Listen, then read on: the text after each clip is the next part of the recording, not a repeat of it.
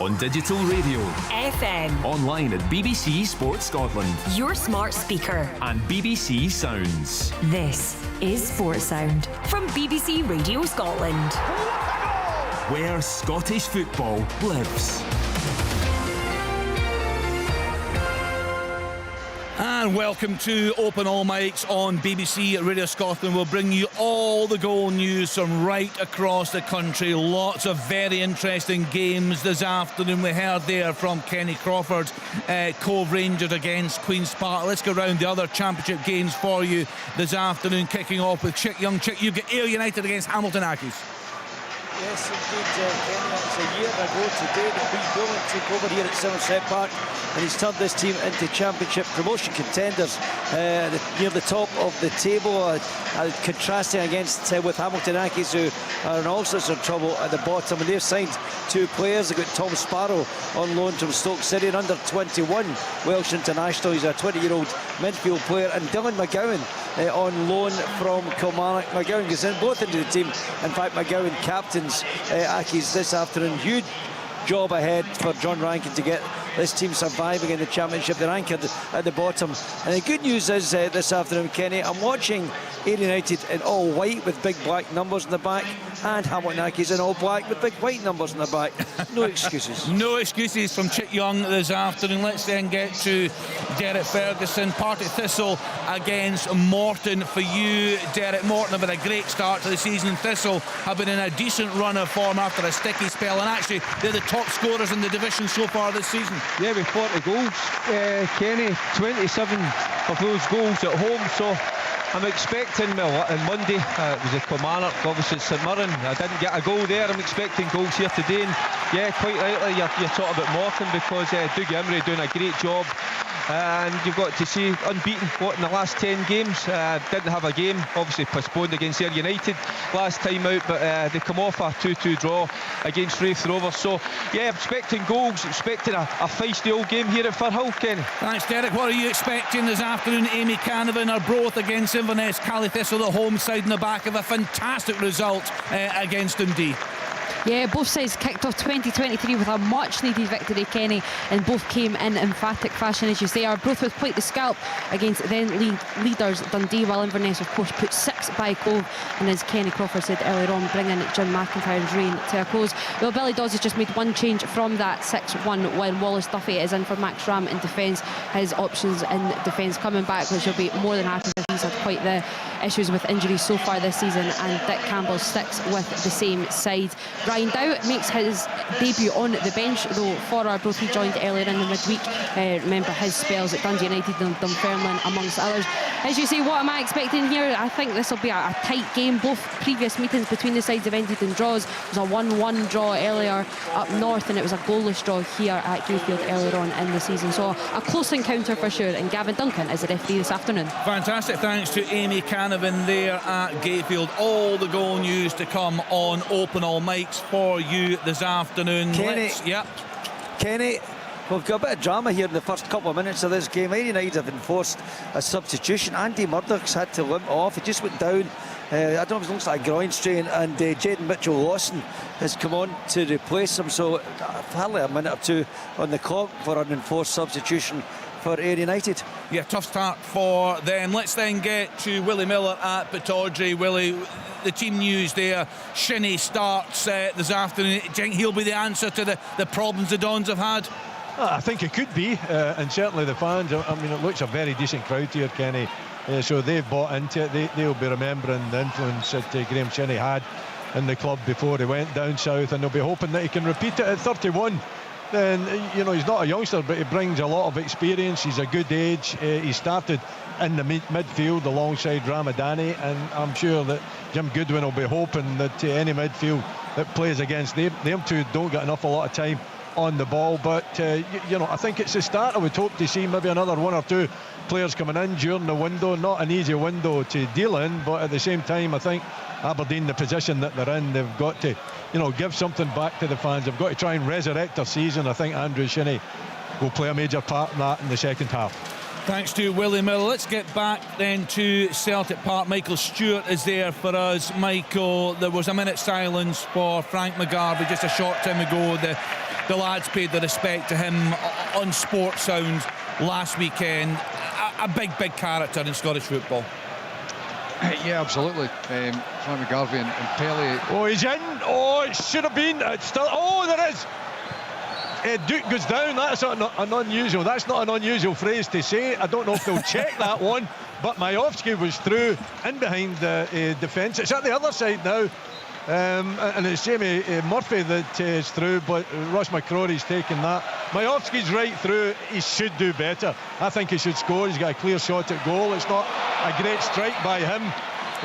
You know, the goalkeeper saves it. Duke then comes in. It's rebounded to Duke.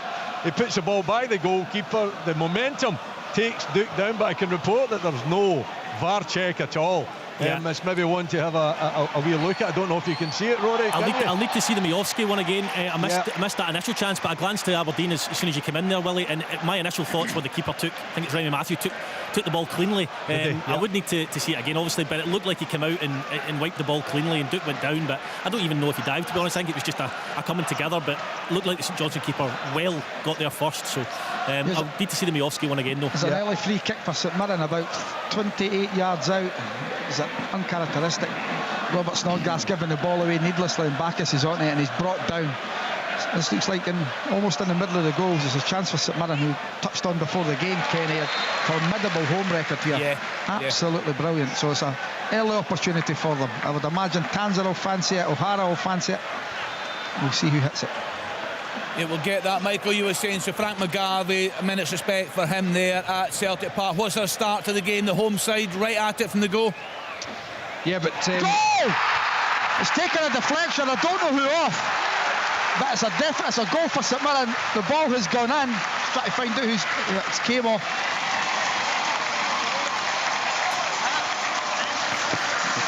I think the Strain that hit the free kick, take a wicked deflection and beat Xander Clark. I think he stepped one way and the ball goes the other. Strain's hit the free kick. It's hit off. I don't know who it's hit off. Maybe Rory can help me. Yeah, I'll have a wee look. We're just waiting on it coming up again. When I seen a left foot on a right footer, and it's St Mirren, I expected it may be Graham Carey if he's starting today, but Ryan Strain steps. I'll see how it deflects off in just a second, but we're getting clips of Stephen Robinson. He looks delighted. Let's have a look here.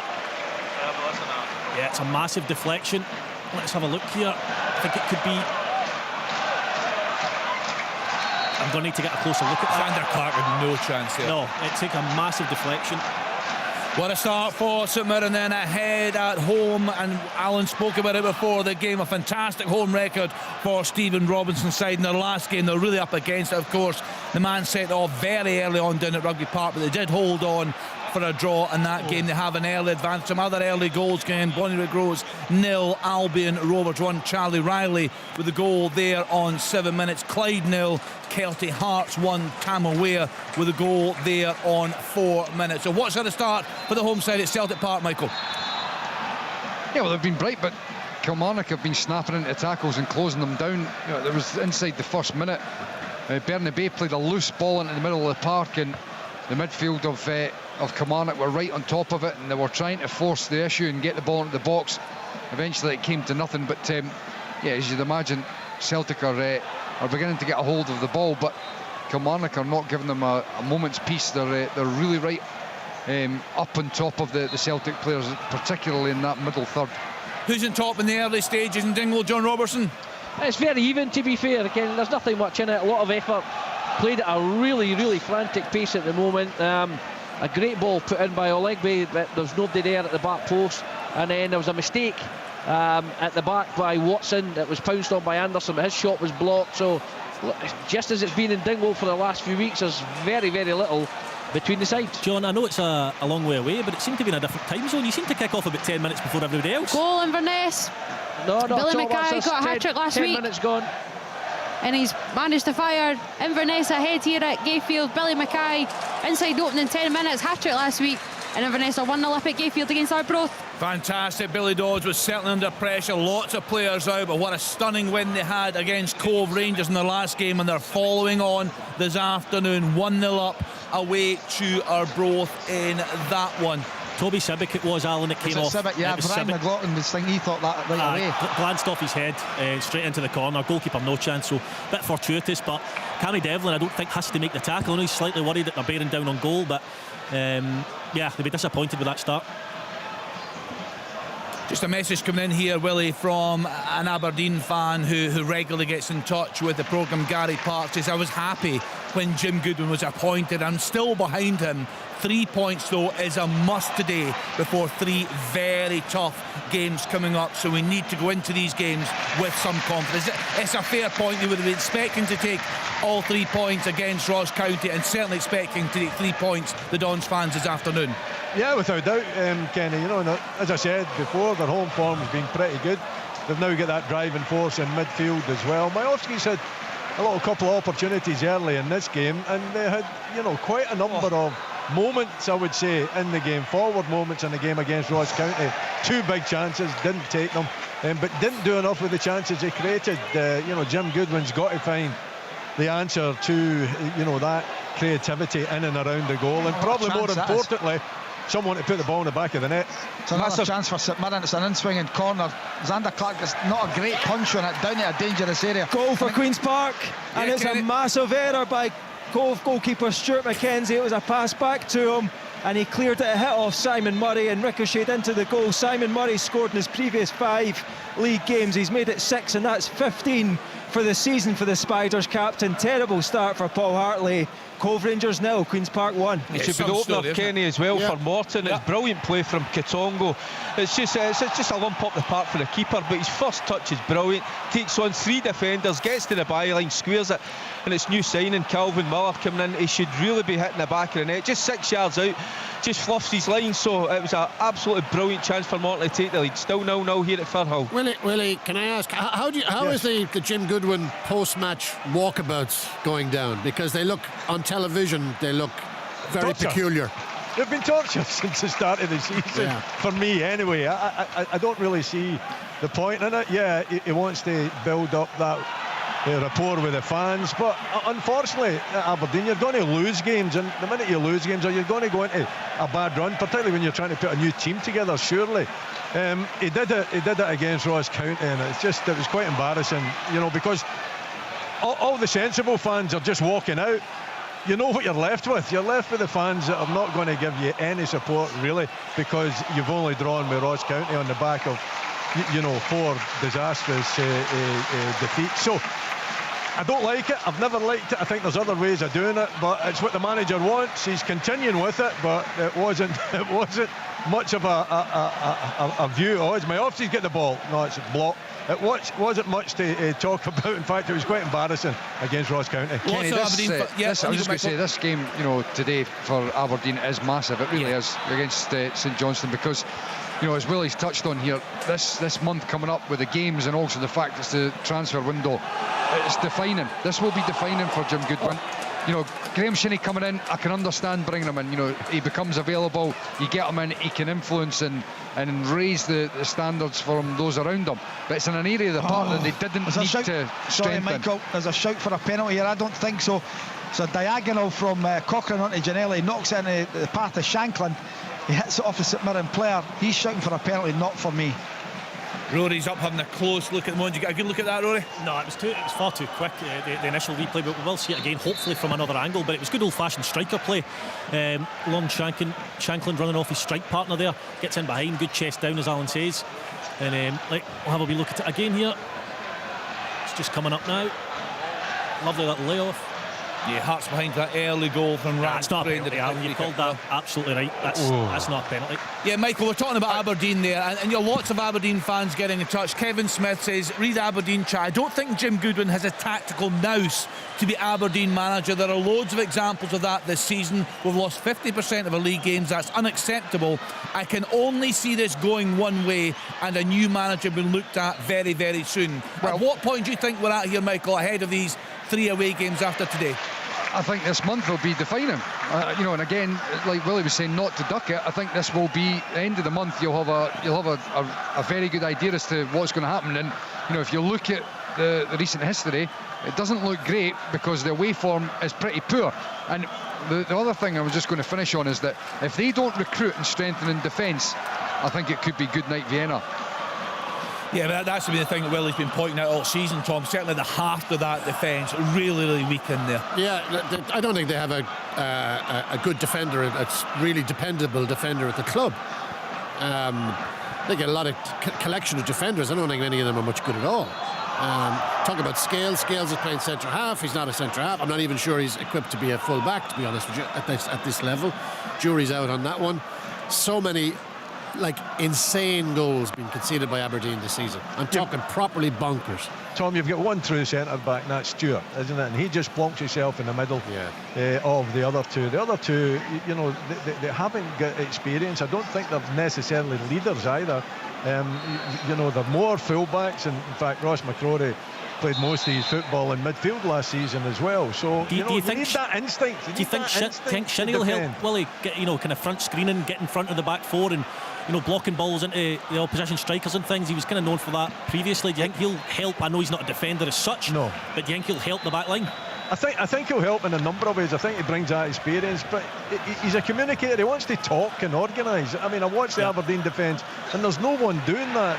They don't relate to each other. I think he's a driving force in there. I don't know if he'll sit and screen. Yeah. I mean, it's a back three as well, you've got to remember. So I don't know if there's a necessity for that. Ramadani does more of that than anybody else, but I think he brings other factors into the club, and even though it's a loan for a short period of time, I think that was required.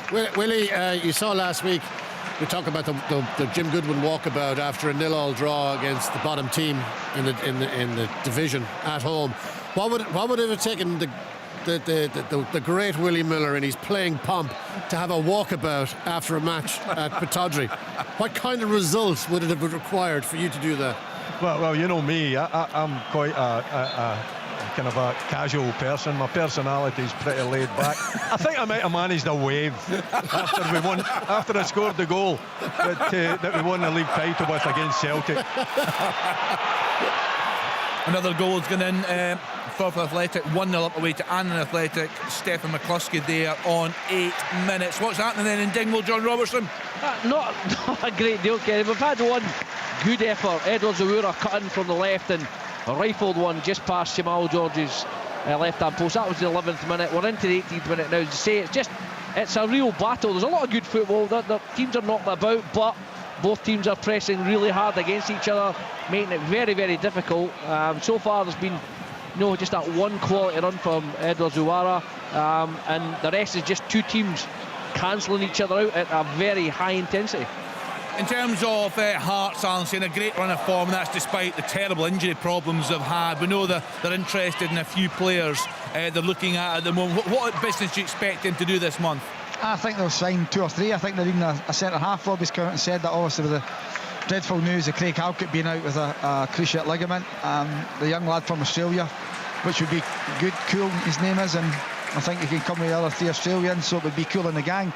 It would be great. And then I think they're needing... You nicking that one, Tom? No, that's embarrassing. Alan, that is, I feel for you. So I think there will be business. I think there'll be a business at every club. I really do. With the possible exception of St Johnstone, I think there'll be business everywhere. Alan, who writes your material? I think Kuyal, he's only 18. He almost made a 2-2 against Argentina in the World Cup. I think there's an awful lot. He's obviously signed for Newcastle. I think there's an awful lot of clubs wanting a piece of this kid. He looks pretty special. Although Hearts, you would have to say, with the 3 Aussies already there, the proximity to Newcastle, they have a few irons in the fire there.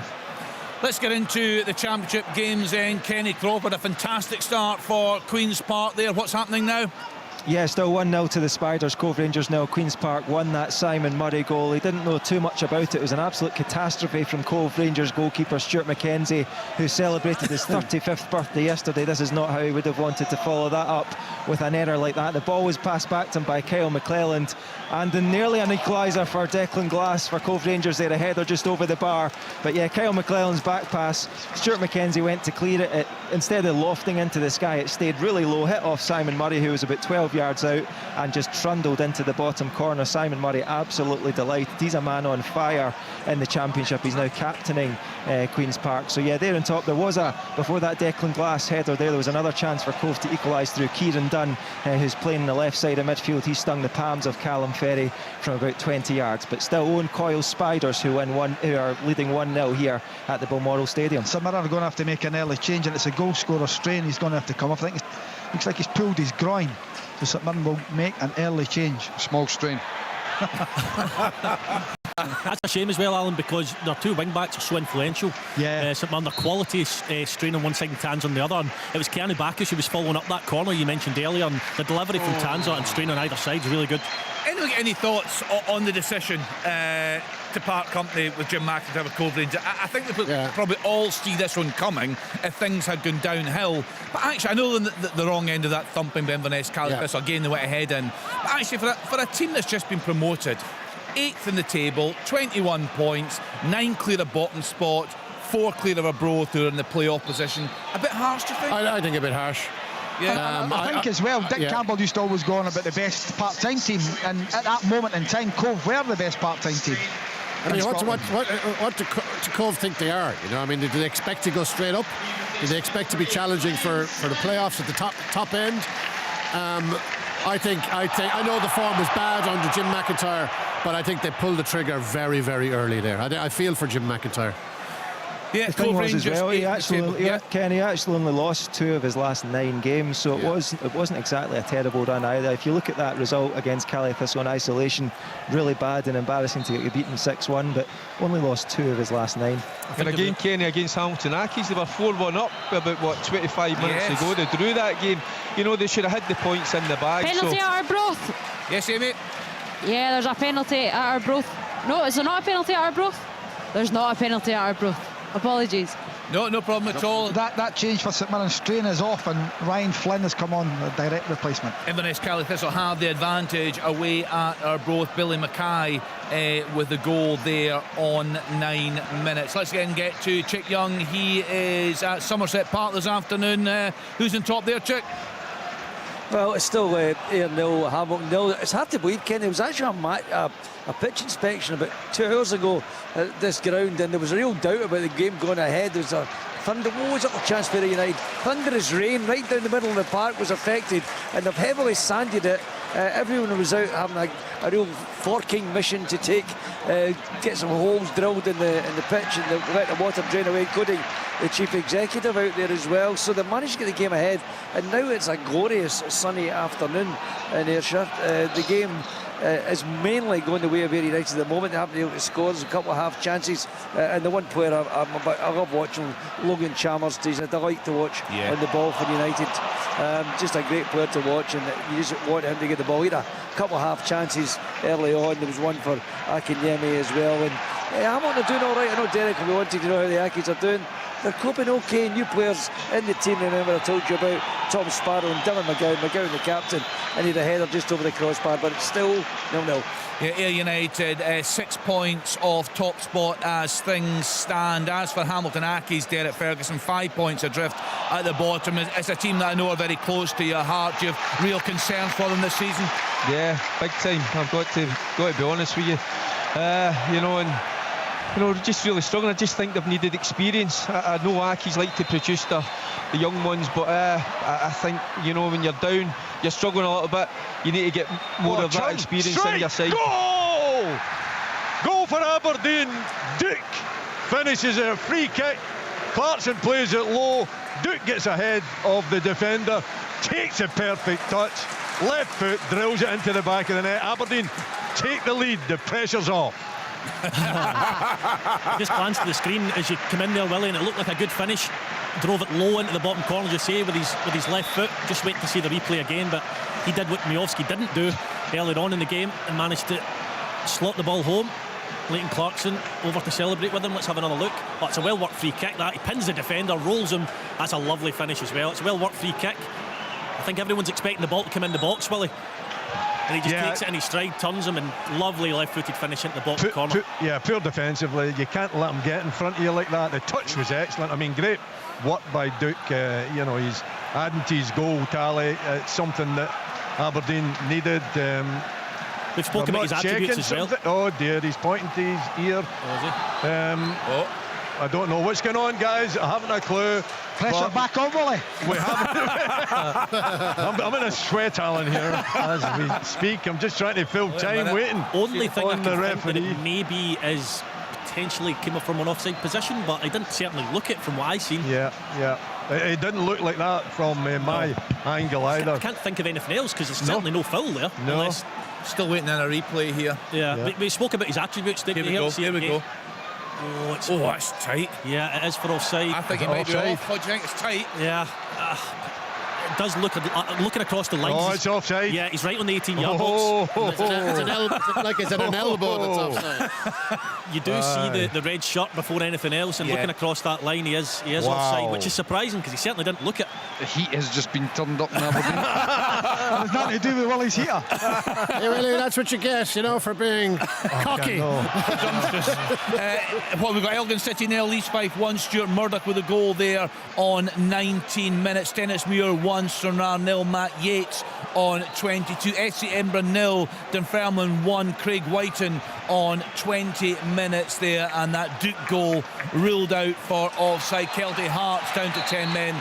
Lewis Martin sent off on 23 minutes. I'll go through all the scorelines for you in Scotland. Aberdeen 0, St Johnstone. That Duke goal ruled out for offside. Celtic 0, Kilmarnock 0. So far, so good for Derek McInnes' side. Ross County 0, Livingston 0, and St Mirren 1, Hearts 0. A deflected free kick from Ryan Strain on 4 minutes there. In the Championship, Arbroath 0, Inverness Cali Thistle 1. Definitely a goal for Arbroath this time.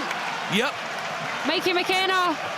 It was driven across by Scott Stewart. Arbroath are really rather deserved off an equaliser. It's been quite a scrappy game, end to end, as expected. But Arbroath not through a penalty through Mikey McKenna. 1-1 at Gayfield. Almost 2-0 here at St Mirren. It's a ball. I think it's a shot from Main, but it flashes. He does the right thing, goes across the goal. It's Grieve coming sliding in at the back post.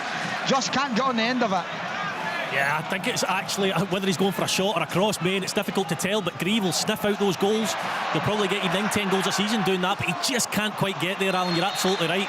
St Mirren 1-0 up there, back in the Championships. Arbroath 1, Inverness Cali Thistle 1, Ayr United 0, Hamilton Accies 0, Cove Rangers 0, Queen's Park 1, Simon Murray on 12 minutes, and Partick Thistle 0, Morton 0. In League 1, Clyde 0, Kelty Hearts 1, Kelty down to 10 men. Falkirk 0, Montrose 0, SC Edinburgh 0, Dunfermline 1, Peterhead 0, Airdrie 0, and Queen of the South 0, Alloa 0. And in League 2, Dumbarton against Stirling was called off. Annan Athletic 0, Forfar 1, Bonnyrigg Rose 0, Albion Rovers 1, Elgin City 0, East Fife 1, and Stenhousemuir 1, Stranraer 0. So Derek Ferguson, what's happening there at Firhill? It's what I expected, Kenny. It's they've just one real chance. It's been a real tight game. I said that it's going to be quite feisty, lots of tackles going in. I think Thistle would have had lots of free kicks, but not making any of them.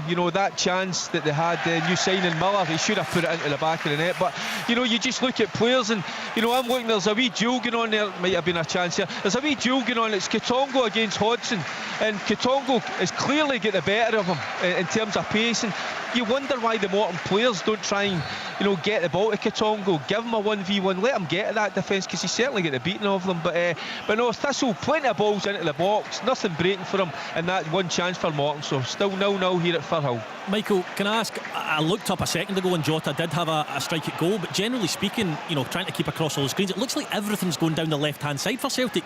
Are they struggling to get Jota into the game, or are they just choosing to go down the other side? Or No, I mean, to be honest, the game's been, flown in one direction pretty much, and that's towards Kilmarnock's goal. I wouldn't say that it's been overly reliant on the left, but Kilmarnock have snuffed them out pretty well. They've got a very tight, compact defence. The midfield are sitting deep as well, and obviously the key is that when they do gain possession, and in frequent occasions that they do, they need to be able to get out. And the way the game's building now, that's the problem for Kilmarnock. They're not finding it too easy to get out of their own half. But in terms of too much down the left or the right, not overly. But yeah, Jota on one side, Maeda on the other. The one thing that hasn't happened for either of them is they've not really been able to get in behind the Kilmarnock defence so far. It's that Duke one. I mean, it's the correct decision. But my gosh, it's tight, isn't it? Yes, but you know what? But it's the correct decision. We had the big discussion about VAR talk on the programme. Good of Kenny Clark to join us, and that's absolutely the case. Aberdeen would have had that goal had VAR not been in place today. And also, that was a very, I know offsides are easier, that was a very quick call from VAR. It was, fair. It was a quick call, the correct call, but Aberdeen will feel... They'll feel not hard done by, but a bit unlucky, because it's just a matter of inches. Another one for Queen's Park. It's 2-0. And I think it's Jake Davidson with a brilliant strike from just outside the box. The ball was laid back to him by Simon Murray, involved once again, and Jake Davidson right-footed low into the bottom left-hand corner. Cove Rangers 0, Queen's Park 2. That is a story right there, Kenny. It's if they go up after being amateur for over 100 years, where do they play if they do go up? Where can they play? Because I think that in the moment they're redeveloping Lesser Hampden, I think there's only a capacity of about 3,000. So you would think they would have to move on. Could they go to Hampden? Could they play there? Because when you think about it, the guy that owns Queen's Park put a lot of money into Hampden to make the national team stay there, or to be the national stadium. So why would they not lean on that to say, could we play there, or do they go to Partick Thistle again?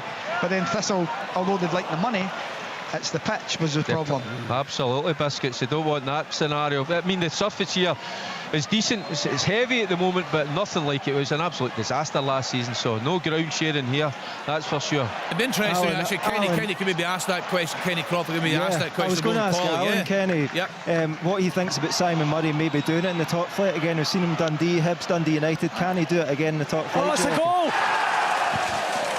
Oh, it's a deflected free kick. It's a free kick taken by Josh Mullen for Ayr United outside the box. A brutal tackle, incidentally, on Akinemi. They got the free kick and Josh Mullen took it. I think the keeper had it covered, but it took a deflection off the wall and goes into the net. It's Ayr United 1. It's Hamilton Accies 0, and it will be Josh Mullen who will be credited with the goal. Yeah, Ayr United have had a great season so far. That would move them within 4 points of Queen's Park, who are leading there at the top. Desperate times for Hamilton Accies, 6 adrift at the bottom of that championship table. Alan Presser, you're saying it'd be a fantastic story. Thistle just hit the bar, Kenny. On you go, Derek. Yeah, it's Fitzpatrick down the left-hand side. Didn't mean it right enough. He's trying to put a ball into the box for Brian Graham. Just overhits it, and the keeper, he could do absolutely nothing about it. Just sees it soaring over his head, but thankfully, for a Morton perspective, it comes off the top of the bar. You know, could so easily have went into the back of the net. So that's the closest Morton have came. What do you make Alan Preston with Kenny Crawford? I think Murray could, Simon Murray could, but I think they'd need to strengthen. But the pleasing thing for me is they've ripped up AstroTurf and put grass down at Lesser Hampden, which is unusual going the other way. Yep, so 2-0 for Queen's Park away to Cove Rangers. Jake Davidson with the second goal there. Queen of the South have gone 1-0 up at home to Alloa. Rudy Payton on 28 minutes. Stranraer have equalised away at Stenhouse-Muir. It's now 1 apiece. Josh Walker on 27.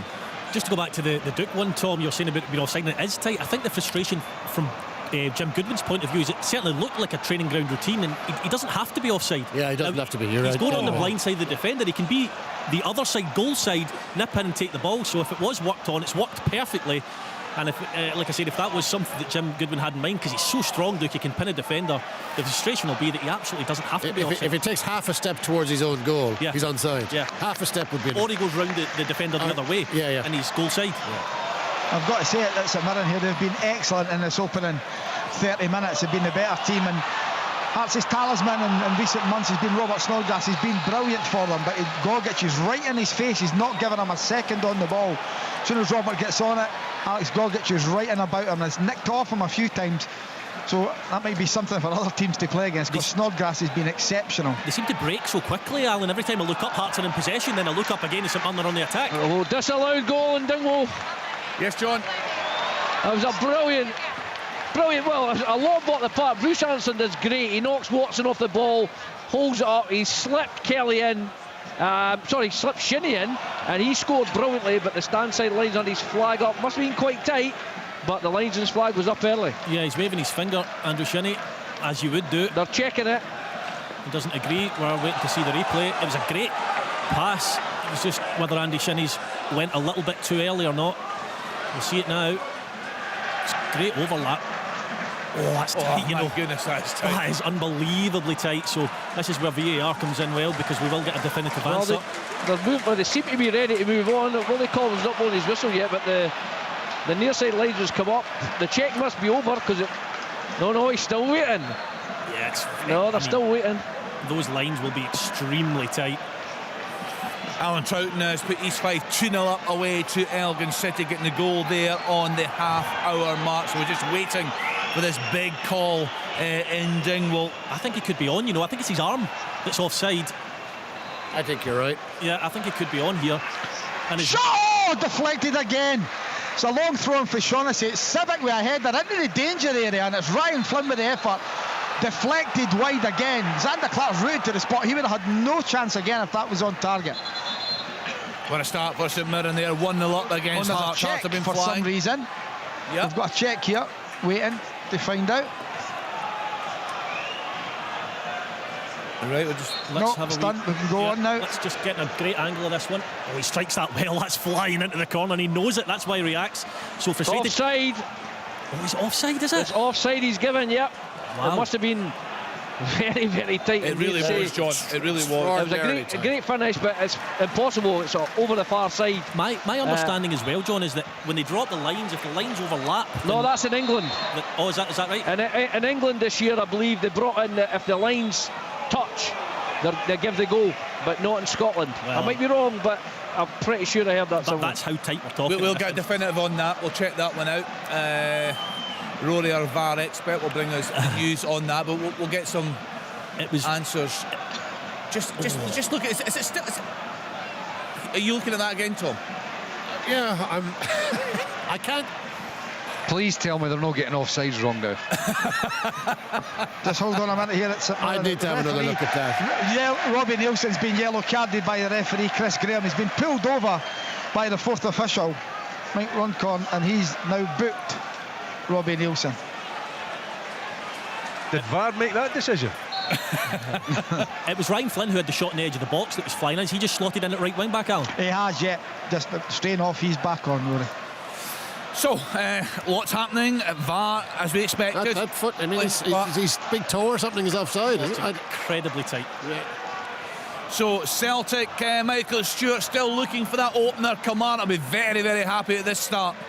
Yeah, they will. I mean, their only concern is that, as I've mentioned previously, is whether they're going to be able to withstand the wave after wave of attack. They have done so up until this point. Celtic haven't really been able to carve them open yet. Another one. It's 3-0 for Queen's Park. Wow. This is unbelievable. Paul Hartley's looking for the offside, but it's not coming, and it's Simon Murray again. There was a bit of pinball in the box, and it broke to him about 8 yards out, and he just poked it past Stuart McKenzie, and it rolled into the bottom right-hand corner. Cove Rangers 0, Queen's Park 3. So the footballers in the show, give me the honest answer. Jim McIntyre sitting at home, absolutely delighted with this. Absolutely. I hope he's out playing golf or something. Swinging from side to side, saying, we what for? What a start for Paul Hart. I mean, that's dreadful, isn't it? Yeah, it is, yeah. Shows you maybe it's not all Jim McIntyre's fault then.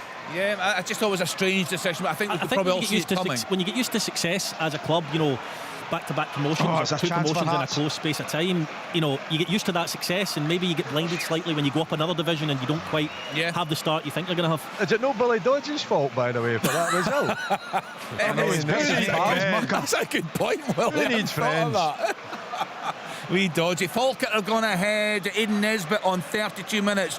Falkirk 1, Montrose 0, and Bonnyrigg 0. Albion Rovers 2 now. Jamie Leslie on 38 minutes. And as we heard there from Kenny Crawford, Cove Rangers 0, Queen's Park 3. A second of the game for Simon Murray. What we've seen from, we heard from Shinnie of Livingston having a disallowed goal. What about his brother making his return to the Dons, Willie? What have we seen? Yeah, pretty much what you expect. You know, he's got that energy in midfield. He certainly closes down. His passing's not been particularly accurate, but that energy, you know, that drive, that communication, determination, and closing down, you know, St Johnstone, whenever they've got the ball, to be perfectly honest, St Johnstone haven't done much. They've had a couple of forays up the park, but no real chances. Stevie made a shot, was well passed, but Shinnie's doing the job that you expected him. Aberdeen are very much on top, get loads of possession, you know, getting into good areas, but again, you know, not really taking advantage of the good play and build up to the 18-yard line. So still all to play for the Dons. I tell you, it's just an opening here for Kilmarnock. Kilmarnock. It's a goal though, is it? Oh, he's trying to... No, it's no going in. It was Majowski again in behind. Anything long over the top. St Johnstone are not dealing with it. And, you know, Matthews comes out. He should stay in his line. Majowski sees a little glimmer of hope, gets his toe on it, just doesn't get it high enough. It was like slow motion while he was. Yeah. He just waiting to see if he was going to hit the back of the net. I mean, that's back to front. Andy Stewart punts it up the pitch. Majowski puts the player under. He actually does well to do what he does. It's a bicycle kick almost. He's going through one of those wee spells at the moment, as strikers can do, Majowski. I'm sure the goal will come, but I think he probably does as well as he can in that situation, to be fair. Again, terrible defending. Josh Ginnelly has ran, he's trying to stop the ball from going out. Little nudge from, I think he's done, and he heads right into the advertising boards. Looks in a fair bit of pain. Stenhousemuir 2, Stranraer 1. Matt Yates with a goal in 39 minutes. What a start for Albion Rovers. 3-0 up now away to Bonnyrigg Rose. Luke Graham with the latest there on 41 minutes. So a really controversial, tight call, I think it's fair to say. That game John Robertson's watching there. I mean, it just looks so close, Tom. It does, and you see the lines, and there's a blue line and there's a green. You're looking at that now. I'm looking at a still image, and there's a blue line and there's a red line, and if the lines touch, it's onside, but they're not touching. So the separation, so it's offside. Okay, so a close call there for Livingston in Dingwall. What about the home side, John? What have you seen from them this afternoon? It's just... It's basically the same that they've had. I mean, they're well in this game. They've had probably the two clearest cut chances. I know Livingston's goals disallowed, and I'm looking at the same lines at Tom's seen there, and I'm just wondering whether the line should be at the back of the Ross County player around the front of him. Tom, if you can have a look at it, if you know what I mean. The red line that goes up where Shinnie is, there seems to be more of the Ross County boy behind that, if you know what I mean. But there's nothing in the game that really is. It's very, very tight. Both teams are giving it everything, and it's just what you'd say. It's a typical bottom six kind of match where, you know, the first goal could be absolutely crucial. A fantastic start for the home side in Paisley. Alan Preston, Hearts threatening there? No, well, they had a header from Rowells about 5 minutes ago from a Snodgrass free kick, but it's been all St Mirren. They've been magnificent, and I think they'll be kicking themselves at their only Majowski through this time. Majowski with a big chance, puts it straight at the goalkeeper. He's under a little bit of pressure. You could say it's a decent save, but for me, a striker of his quality that he's shown early in the season should put that in the back of the net. Another opportunity. Yeah, he should. I don't know what's going on with the defence at St Johnstone, because he's getting in so easily. You have to say it's probably the finish of a striker's a little low in confidence. I think he just wants to put his foot through it. I think if he's high in confidence, he probably lifts it, shifts it to his left hand side, low, laces through the ball. It's a decent enough save, but I've got to agree with you, Will. He's got to score. The ball's in the back of the net at Celtic Park, and the offside flag is up. It was Aaron Moy with a lovely clip over the back of the Kilmarnock defence. It's the first time that Celtic have managed to really get in behind. Jota got onto it, played it first time across the face of the goal, and Kyogo got on the end of it to slide it into the back of the net past Sam Walker, but the linesman's put his flag up. I think it's for Jota, yes, rather than Kyogo in the middle, and I think it probably was the right call as well. Yeah, as tight as the one up at Dingwall was, this was the opposite. A good 3 yards offside, Michael. Chick, what do you make of your team, St Mirren? If things stay as they are, fourth spot in the table, just 2 points behind Hearts and third with a game in hand. I mean, Stevie Robinson, it was tricky for him when he came in last season, dreadful in the summer in the League Cup, but my goodness, what a start to the league campaign he's had. Well, if you asked me for forecasts at the start of the season, and how you all laughed when I said Ross County would be at the bottom and St Mirren would be in the top six. So what's happening? No chance. No surprise. Bacchus goes down, and I think it's a dive for me. Have a look at it. In fact, the referee's going to pull out the yellow card. I thought it was a dive right away from Bacchus. He cuts inside, I think it's Cochrane, and down he goes. Looked a dive to me. It certainly looks that way. It's not conclusive from the angle we've seen, but the arms going up in the air and the body falling over, it certainly looks like a dive to me, and that's what we like to see, a referee making the decision, not relying on VAR. But we'll see it again from another angle, but I certainly agree with you from the first viewing. What do you make, Alan, of St Mirren? Chick saying there, you know, do you think they'll be top 6 coming in this season? Yeah, I do. And on this form, I think it's been excellent. They've been right in the faces of the Hearts players. I'm sure Robbie will be wanting to get them Hearts in 1-0 down if they can, because it's been all St Mirren in this opening period. I think Gogic, O'Hara, Bacchus have been brilliant in the middle of the park, really pressuring Robert Snodgrass, who keeps everything going for Hearts. It's been an uncomfortable afternoon for Hearts back three because of Main and because of Greaves' movement as well. They have been excellent, and their two wing backs, and now Flynn's came on instead of Strain. It's just been seamless for them, and they should find themselves unlucky just to be one up. I think they've been brilliant in this opening period. Just seen the replay. I tell you another thing, Kenny. Yep. I went to see their under-18 team playing Celtic. They beat Celtic 4-2 at that level, and they've got players coming through as well. But, you know, there's a good food chain at St Mirren. They've got a good squad of players now. I'll probably upset. I wish I hadn't said all that now. I know what happens next. Alan, there is contact with the knee with Keanu Bacchus, but it's nowhere near enough to go down. The lead again here at Gayfield. Jay Henderson's been very impressive down this near right flank. He's on loan from St Mirren. He's been a real live wire this afternoon. And it was a corner floated in. Derek Gaston didn't really deal with it and parried it back out, punched it almost onto the edge of the box, and Jay Henderson just lofted it over the bunch of Arbroath players in the box, and it nestled into the back of the net. It's Arbroath 1, Inverness 2. I think Bacchus has been booked for being a bit of a kind of a, you know, making the most of it. I think there was contact. I think there was gentle contact, yeah. But he's hurled himself on the ground, and I think that's why he's got booked. Certainly not a penalty, that's for sure. I don't think it's a penalty. Half time at the Balmoral Stadium. Cove Rangers 0, Queen's Park 3. Yeah, dreadful return so far for Paul Hartley to Cove Rangers. Goals going in. Forfar 2-0 up now away to Annan Athletic. Mark Docherty. Oh, good effort on 43. Yes, Alan. Once again, Hearts are trying to play out for the back. St Mirren again, brilliant pressure. Ball's into Main. He's on his left foot. I'm right behind it. It's over the top of the crossbar, but really good play by St Mirren once again, really pressing that Hearts back line. Half-time score, Bonnyrigg Rose 0, Albion Rovers 3, and confirmation coming through of that Jay Henderson course goal. Inverness carry this long course for back-to-back wins. Jay Henderson has him 2-1 up away at Arbroath in the Championship as we approach the half-times here. Yep. Kenny, what a chance for Hamilton to equalise. Hewitt got it off the line. I mean, we're talking about literally on the line. Aki's playing top of him, and somehow he hooked it up and over the crossbar. Aki's are getting themselves back into this game. Actually, they've created a number of opportunities in the last spell, but that was a remarkable bit of defending by Michael Hewitt to get that over the bar. It's still 1-0 to United against Hamilton. Half time, Kenny. Thistle 0, Morton 0. Thanks, Derek, and also half time in League One. Dingwall 0-0. Thanks, John. Half time at Gayfield 2-1 to Inverness. So the half times flooding in on Sport Sound. Still Michael Stewart, Kilmarnock hanging on. Behind. It's a goal for Celtic. There we go. This time there's no offside, and I think it's Jota that's got the last touch. It's a wonderful ball in behind the defence, and it's Maeda's pace that gets it just before the ball goes over the byline. And it's the one occasion, other than that disallowed goal a few minutes ago, where they've got in behind, and then the Kilmarnock defence is a little bit slow to react. And there's a couple of Celtic players, Kyogo and Jota, both making a dart and run towards the front post to get on the end of the ball from Maeda. And the goalkeeper, I've got to say, leaves a lot to be desired as well.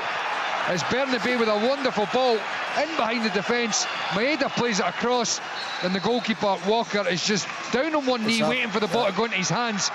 And it's in the back of the net, 1-0 to Celtic. Yeah, that's exactly what happens. It's Kyogo who nips in and tucks it in, but the initial pass is wonderful from Bernabei, and Maeda finally gets in behind, as Michael was alluding to before, hadn't managed to do it, and it's paid off this time. But Lewis Mayo caught very, very square to the ball. He's no idea where Maeda is, which, to be fair, he's defended well in this game so far, but could probably do better there. But once Maeda's away from you, there's nobody catching him. Good ball across the face.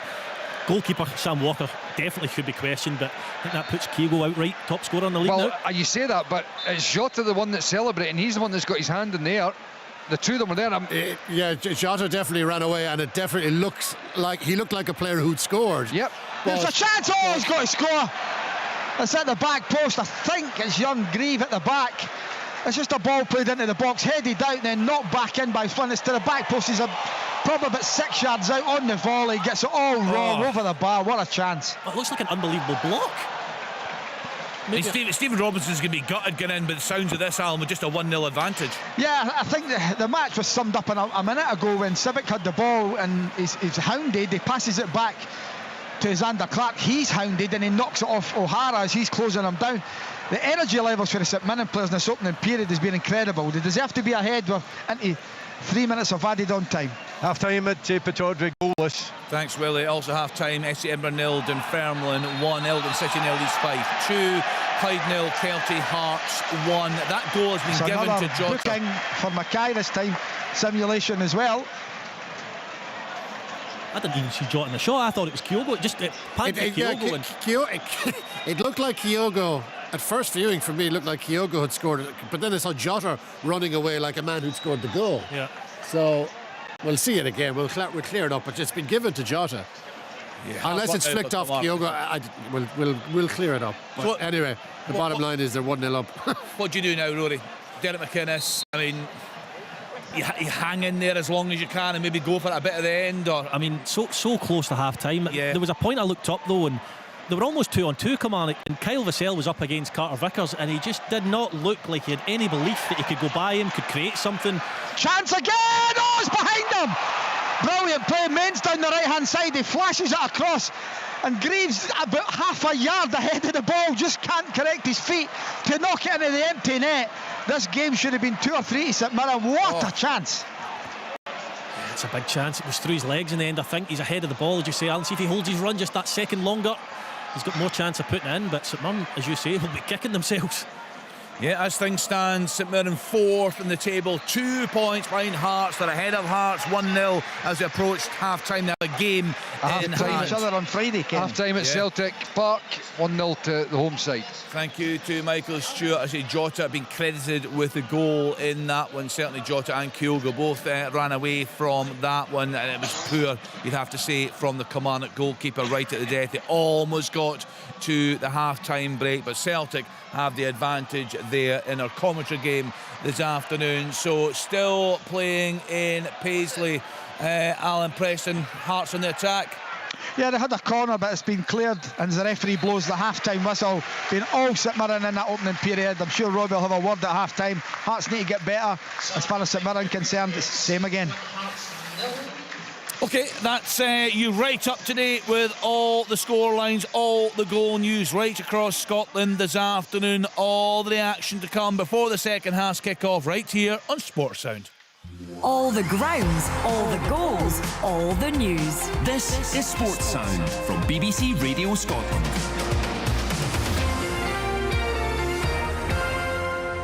New drama on BBC iPlayer. How long have you been friends? Forever. Where youthful euphoria becomes a distant memory. It's cancer. I've got 4 months. Adapted from Andrew O'Hagan's acclaimed novel. He has to do everything he can to stay with me. I love you with all my heart, but I want to do it my way. The story of a lifelong friendship born in a small Scottish town. I want to end it myself. You can't just check out. We've had great times. Mayflies. Watch now on BBC iPlayer.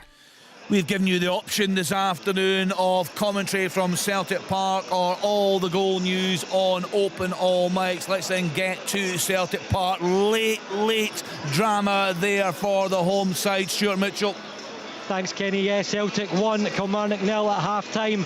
But it could have been different because Kilmarnock have put up a strong display of defensive work in this first half, but they were undone by Jota on the stroke of the 45th minute mark, nipping in at the front post to lift the ball over Sam Walker and into the back of the net. But the real first clear chance came Kilmarnock's way. There were a couple of free kicks in Celtic's territory.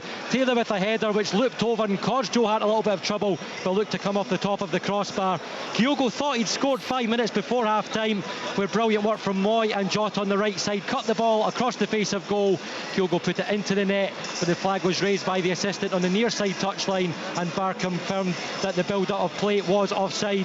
But that didn't matter, it gave Celtic confidence, and on the 45th minute mark it was Jota nipping in at the front post after good work on the far left-hand side, and he lifted the ball over Sam Walker. Derek McInnes has been throwing his arms around in the Kilmarnock technical area in frustration. There were just 3 stoppage stoppage minutes away from getting into the interval at 0-0, but that important Jota goal for Ange Postecoglou's side means at half-time it's Celtic 1, Kilmarnock 0. There's also a 1-goal advantage for the home side in Paisley, Alan Preston. Yes, St Mirren 1, Hearts 0, and thoroughly deserved lead so far at half-time. They took the lead as early as the 4th minute.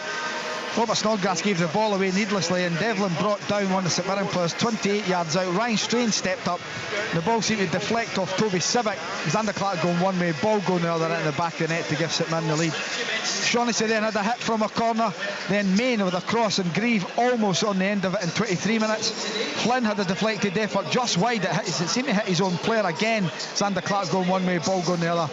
Hearts' only chance in the opening period was in 35 minutes. Robert Snodgrass, brilliant outswinging free kick. There was Kyle Riles with a header just wide of the target, but again St Mirren came forward. Main had an effort as he cut inside from the right hand side and curled it over the bar, and then Grieve had an effort over the bar. But the best chance, but it could have been 2-0 with St Mirren.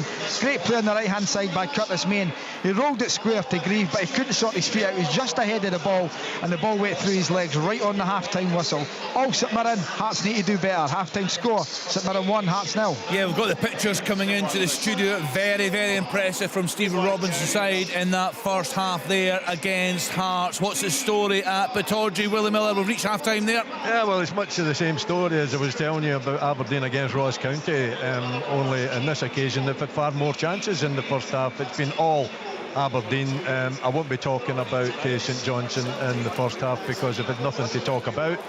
On the other hand, Aberdeen's had 3 great opportunities through their main striker. Really surprised that he hasn't taken the majority of them, to be perfectly honest, right through with the first one, but it's a weak effort, a weak strike and an easy take for Matthews. The second one, he does extremely well. He manages to manoeuvre an opportunity. Again, just a ball through the middle. The St Johnstone defenders not defending particularly well. Majowski gets a little touch on it. I thought Matthews had come out too far, but he did manage just to take the sting off it as Majowski tried to chip it over him, and he managed to recover it before it went over the line. And then the best chance for the striker right through just before half time, and his strike is decent enough, but for me, if that's a confident striker, which he's not at this present moment of time, he's creating opportunities, he's not taking it. He puts the ball into the back of the net, gives it a little bit of air, puts it by Matthews if he is in form. Unfortunately for Jim Goodwin and Aberdeen, he's not, and that's why it's 0-0 here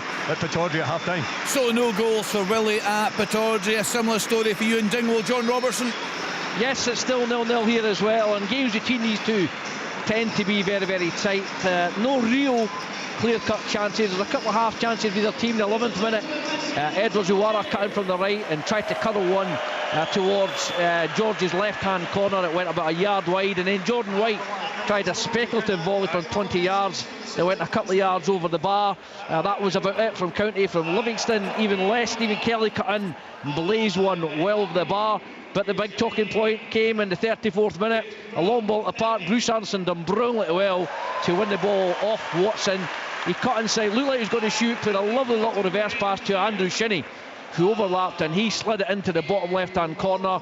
The flag went up right away. There was a lengthy VAR check, 2-3 minutes, and in the end, by the narrowest of margins, and even that may look controversial, it was ruled out. So it's still in Dingwall. Ross County 0, Livingston 0. Thank you to John Robertson there in Dingwall. Let's then get to the story of the league leaders. What a story it is, Kenny Crawford. Half-time, Cove Rangers 0, Queen's Park 3, Kenny. Pre-match, new Cove boss Paul Hartley spoke of having butterflies in his stomach at the prospect of coming back to manage the hosts. But in this opening 45 minutes, it's all been about the Spiders, because in Simon Murray, they've got a striker who's absolutely on fire, and it only took him 12 minutes to get his 15th goal of the season. And to be honest, he didn't really have to do much himself in order to get it. It was all about the error from Stuart McKenzie, the Cove Rangers goalkeeper, who couldn't deal with a Kyle McClellan back pass, totally mishit his clearance, and it hit off the shins of the onrushing Simon Murray and trickled into the bottom corner, much to Paul Hartley's dismay, as he started off his managerial reign, his second time here at the Balmoral Stadium, by going behind after just 12 minutes. And then in 30 minutes it got worse. Jake Davidson, a really good strike from 20 yards. Simon Murray set it up to him, teed him up from just inside the box, rolled the ball outside the box, and there was Jake Davidson to smash it low, pinpoint into the bottom left-hand corner. That was 2-0. 0, and then Simon Murray decided he wanted another one, his 16th of the season, 38 minutes. There was a bit of pinball in the box. I think the ball eventually fell to him after coming off a Cove defender, and he poked it into the bottom corner to make it 3-0, and it really is a big challenge now for Hartley as he tries to turn things around in his opening game here at the Balmoral Stadium. Cove Rangers 0, Queen's Park 3 at half-time. So Queen's Park 4 points clear at the top of the table. Ayr United still very much in the mix. Chick Young going well this afternoon. Yeah, Ayr 1, Hamilton 0, and this isn't doing much to help the marooning of Hamilton Accies at the bottom of the table. They need points desperately, I have to say, but it's Ayr ahead after 31 minutes. There was a goal from Josh Mullen, free kick outside the box. Akinyemi brought down and he hit the ball well, but it did take a deflection. Mullen's free kick off the wall and into the back of net. Probably what United deserved. I have to say that Accies have battled well. New signing, a loan signing, Dylan McGowan from Kilmarnock has had a header just over the bar, and they moved the ball quite well indeed. But United a delight to watch going forward, in particular Logan Chalmers when he's on the ball. He's got the footwork of Strictly Come Dancing when he goes through players at the back. Deepo Akinyemi always a threat, and it is Ayr United to lead by a goal to 0. Remember, Kenny, there was an inspection. This game was in danger of going off at one point a couple of hours back, but they decided to play it. They've sanded the pitch very heavily down the middle, and that will to the utter delight of Ayr United, who, as you say, maintain their challenge at the top of the league at the moment. It's Ayr United 1, Hamilton 0. Yeah, Lee Bullen's side second in the table. Accies adrift at the bottom as things stand. The side closest to them, Arbroath, are at home this afternoon to Inverness. Cally Thistle there for us, Amy Canavan. Yeah, well, Inverness kicked off 2023 in cracking fashion, Kenny, and so too did Billy Mackay.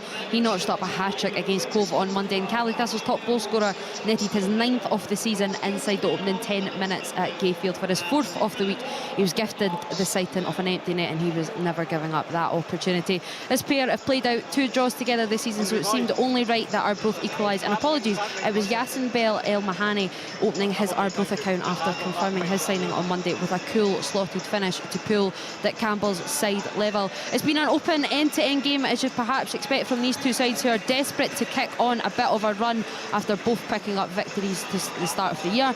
And with virtually the last kick of the ball on loan buddies winger Jay Henderson lifted the ball into the back of the net to give the visitors a half-time lead when the hosts failed to properly deal with a corner and probably just slightly deserved of that lead. Tam O'Brien did hook one off the line earlier for Arbroath to deny an upper hand earlier there, and then for Inverness Cally Thistle. Referee Gavin Duncan has been card happy here.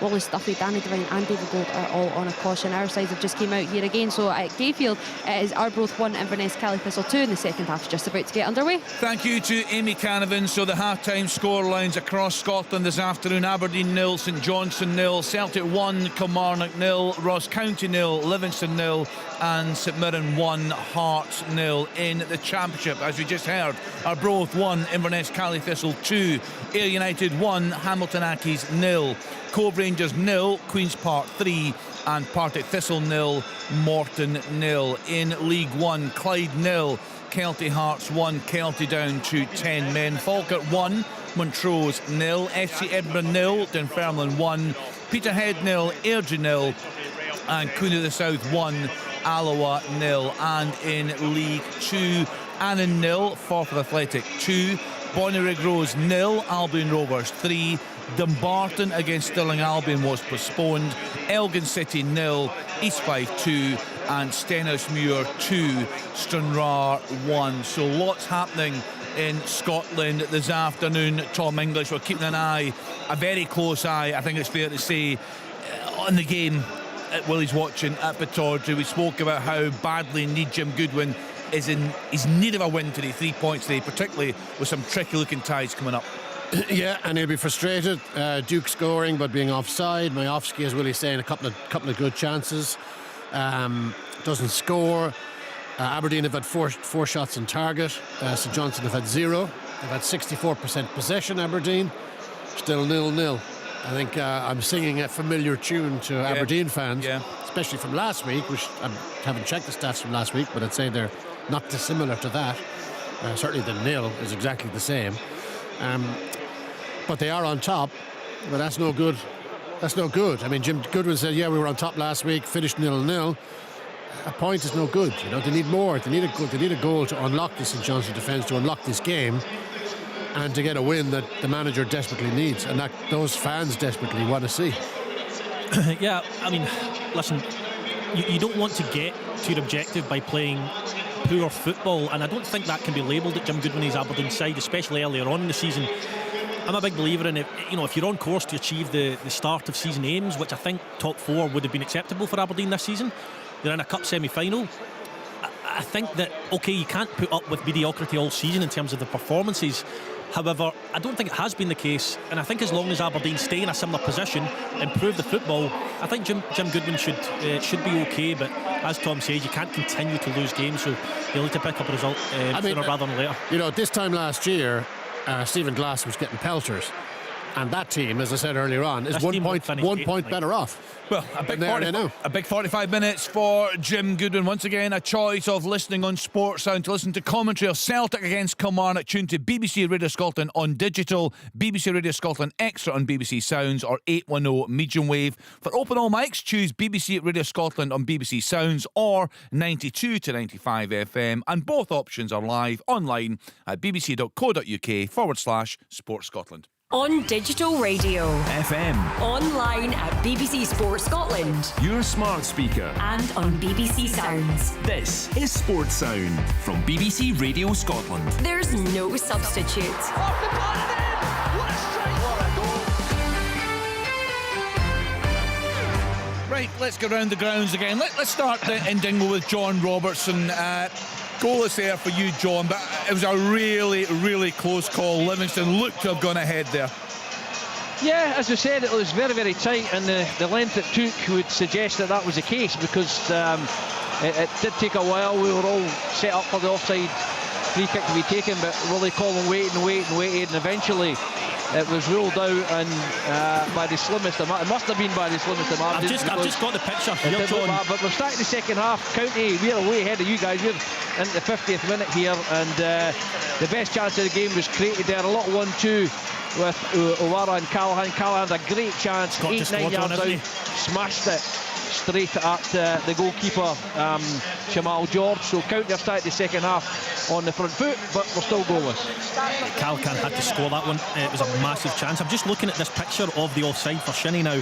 On initial viewing, the line which gauges him as offside, it goes through Alex Jakubowski's body and up through the arm of Shinnie. Therefore, it looks at first glance that it's onside. However, his foot, Andy Shinnie's foot, which we can't see, must be beyond that line. And therefore offside, so it is factual, the offside. But Rory, if that's the line, I've obviously seen the same photo. If that's the line, you look at, for want of a better description, but Jakovetti's buttocks, etc., and everything, they look way beyond Shinnie. You can't see Shinnie's foot, and on the angle, it's not. Yeah, but if that's where the line is, the line doesn't go up through the furthest part back of the Ross County player. I just think the angle doesn't help. So no, it doesn't. Kenny, that's a big thing. Yeah. Kenny, I need to come in the boys. We've got a penalty kick, and I'm bemused. It's a shot from Fitzpatrick, and I don't see how it can be a penalty. It wasn't a kind of. I mean, the Morton players are going off their nut, but the referee has gave a penalty. Was it? It's Alan Muir gave the penalty kick. Just a strike, nothing, and I just thought it was a by kick. And next thing, the referee's pointing at the spot, so it's lawless. What do you think it's given for?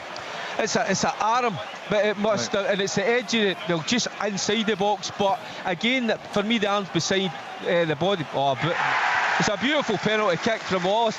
No, Michael, I think the arm's by the sides, and it just goes over the bar. And I'm quite shocked that was a penalty kick. But anyway, Thistle take the lead. Nothing surprises me. Oh, Kenny, I'll just go on and say, if you believe in stats, have a look at the stats at this game. St Mirren should be out of sight, should be 2 or 3 goals up. But the stats are Hearts 78% possession. St Mirren have had 6 shots to Hearts 2. I get that. Passes, Hearts 343, St Mirren 91.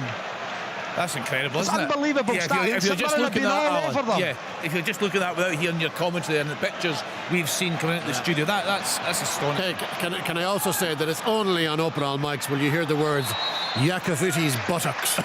Absolutely glorious moment in the history of this programme. St Mirren have made a change. Bacchus is off, Kiltie is on. Tom, that you know of. So Stephen Lawless with a penalty for Partick Thistle. 1-0 up at home to Morton. Falkirk are now 2-0 up at home to Montrose. Aidan Nesbitt with his second of the game there on 47 minutes. So up and running, Willie Miller at Pittodrie. We've been talking there and we've been talking about it all day. Good save, chance! Curtis Main again, cuts inside Rowles, gets a shot off. Xander Clark beats it out. Way to safety. St Mirren starting again as he finished that first half. I'll tell you what, that was more a penalty. Robbie Crawford. Header! He's got to score! He's offside, flag's gone up. This is kicking off now here at Firhill. Robbie Crawford, I think it's Docherty. Not sure if it was Docherty that brought him down, but to me, that looked a penalty kick. I'm still trying to work out the Aidan Fitzpatrick shot. You know, it just looked as if it was a slight block, goes over the bar, but I don't know what Alan Muir. Obviously he's closer to the action, of course, but that to me there, that looked as if that was a foul in the box on Robbie Crawford, but nothing given, and the players really upset. Good chance for St Johnstone there, their best and probably their first of the game, and good play down the right hand side. Dre Wright putting in Jamie Murphy, and Jamie Murphy at an angle. It is an angle that's reasonably tight, but you expect him to test the goalkeeper. He fires it and it just goes over the bar. I mean, it's a decent effort in terms of the build-up play. Could he have done better if he gets his head over it? Little deflection for Aberdeen, but if he gets his head over it and keeps it in target, it's got a chance of finding the back of the net. But you know, better play from St Johnstone. First effort, and it came early in the second half. I think that's the concern. You know, when you're playing against St Johnstone this year as opposed to last, I think at 0-0 you're quite comfortable in saying if we can grab a goal. I think St Johnstone are capable of scoring now. They've got the squad to do it. So Aberdeen maybe just need to be careful because they've got good players on the bench as well, St Johnstone, Willie. Yeah, definitely. Michael, listeners got in touch here following our VAR discussion with Kenny Clark at the start of the programme. He's saying this: with the exception of Rory Loy, the discussion with Kenny Clark... Hearts have equalised against the run of play. It's got to be said, but it's a brilliant ball in from Robert Snodgrass. It's one of them, but he's just trying to put it into an area. The keeper thinks someone's got to get in the end of it. They don't. I'm right behind it, and it goes into that far corner. Hearts have equalised. 49 minutes gone. St Mirren 1, Hearts 1. What a ball in by Snodgrass. I know it goes straight in, but if you were to draw a circle in the box where you would want the ball to land, it's exactly there, and he doesn't fail with it, does he, Snodgrass? He's been exceptional this season. It's a beautiful ball in. It's very, very difficult one for the St Mirren goalkeeper to read, and it bounces straight into the back of the net, and that might just rejuvenate Hearts. Sending off at Firhill, Kenny. Yep. And it ain't any of the players. It's Dougie Imbrie. It was coming, wasn't it, Derek? Yeah, by the way, I thought that was a penalty kick, the one Crawford. So obviously Dougie, he's been demonstrating at the side of the park, and the fourth, well, not a fourth official, the linesman who's there, but he's been sent to the stand. So up against it as things stand, Partick Thistle with a controversial penalty tucked away by Stephen Lawless on 51 minutes, 1-0 up at home to Morton. Michael, I'll get to this point. Someone's tweeted in about the VAR discussion, but we're talking there, Alan talking there about the ball in from Snodgrass, and we were at the game at McDermott Park. 2-0! Yep. And this time it is Kyogo. Right. The ball across the face. He gets in front of, I think it's Ash Taylor. It's a lovely and with his left foot, he flicks it beyond Sam Walker into the back of the net. No mistake. Kyogo makes it 2-0. Yeah, it's a typical Kyogo finish. I'd love to know the stat on how many goals he scores with his one touch, first touch. Ash Taylor has no idea where he is. He holds his run and holds his run. Across the front. Great finish. And by the way, the first goal, it was 100% Jota that put it in the back of the net. Yeah, I've had confirmation of that. But I think that would be game over now, Michael. Kyogo's movement is absolutely brilliant there. The ball gets played down the line from Moy, it gets whipped across the face, and I think it's Hatate puts in, but if you look at Kyogo in the middle of the goal, he checks one way, the other, then back across the face of him, and impossible for Ash Taylor to get tight enough to Kyogo, and a nice little flick beyond the goalkeeper to make it 2-0.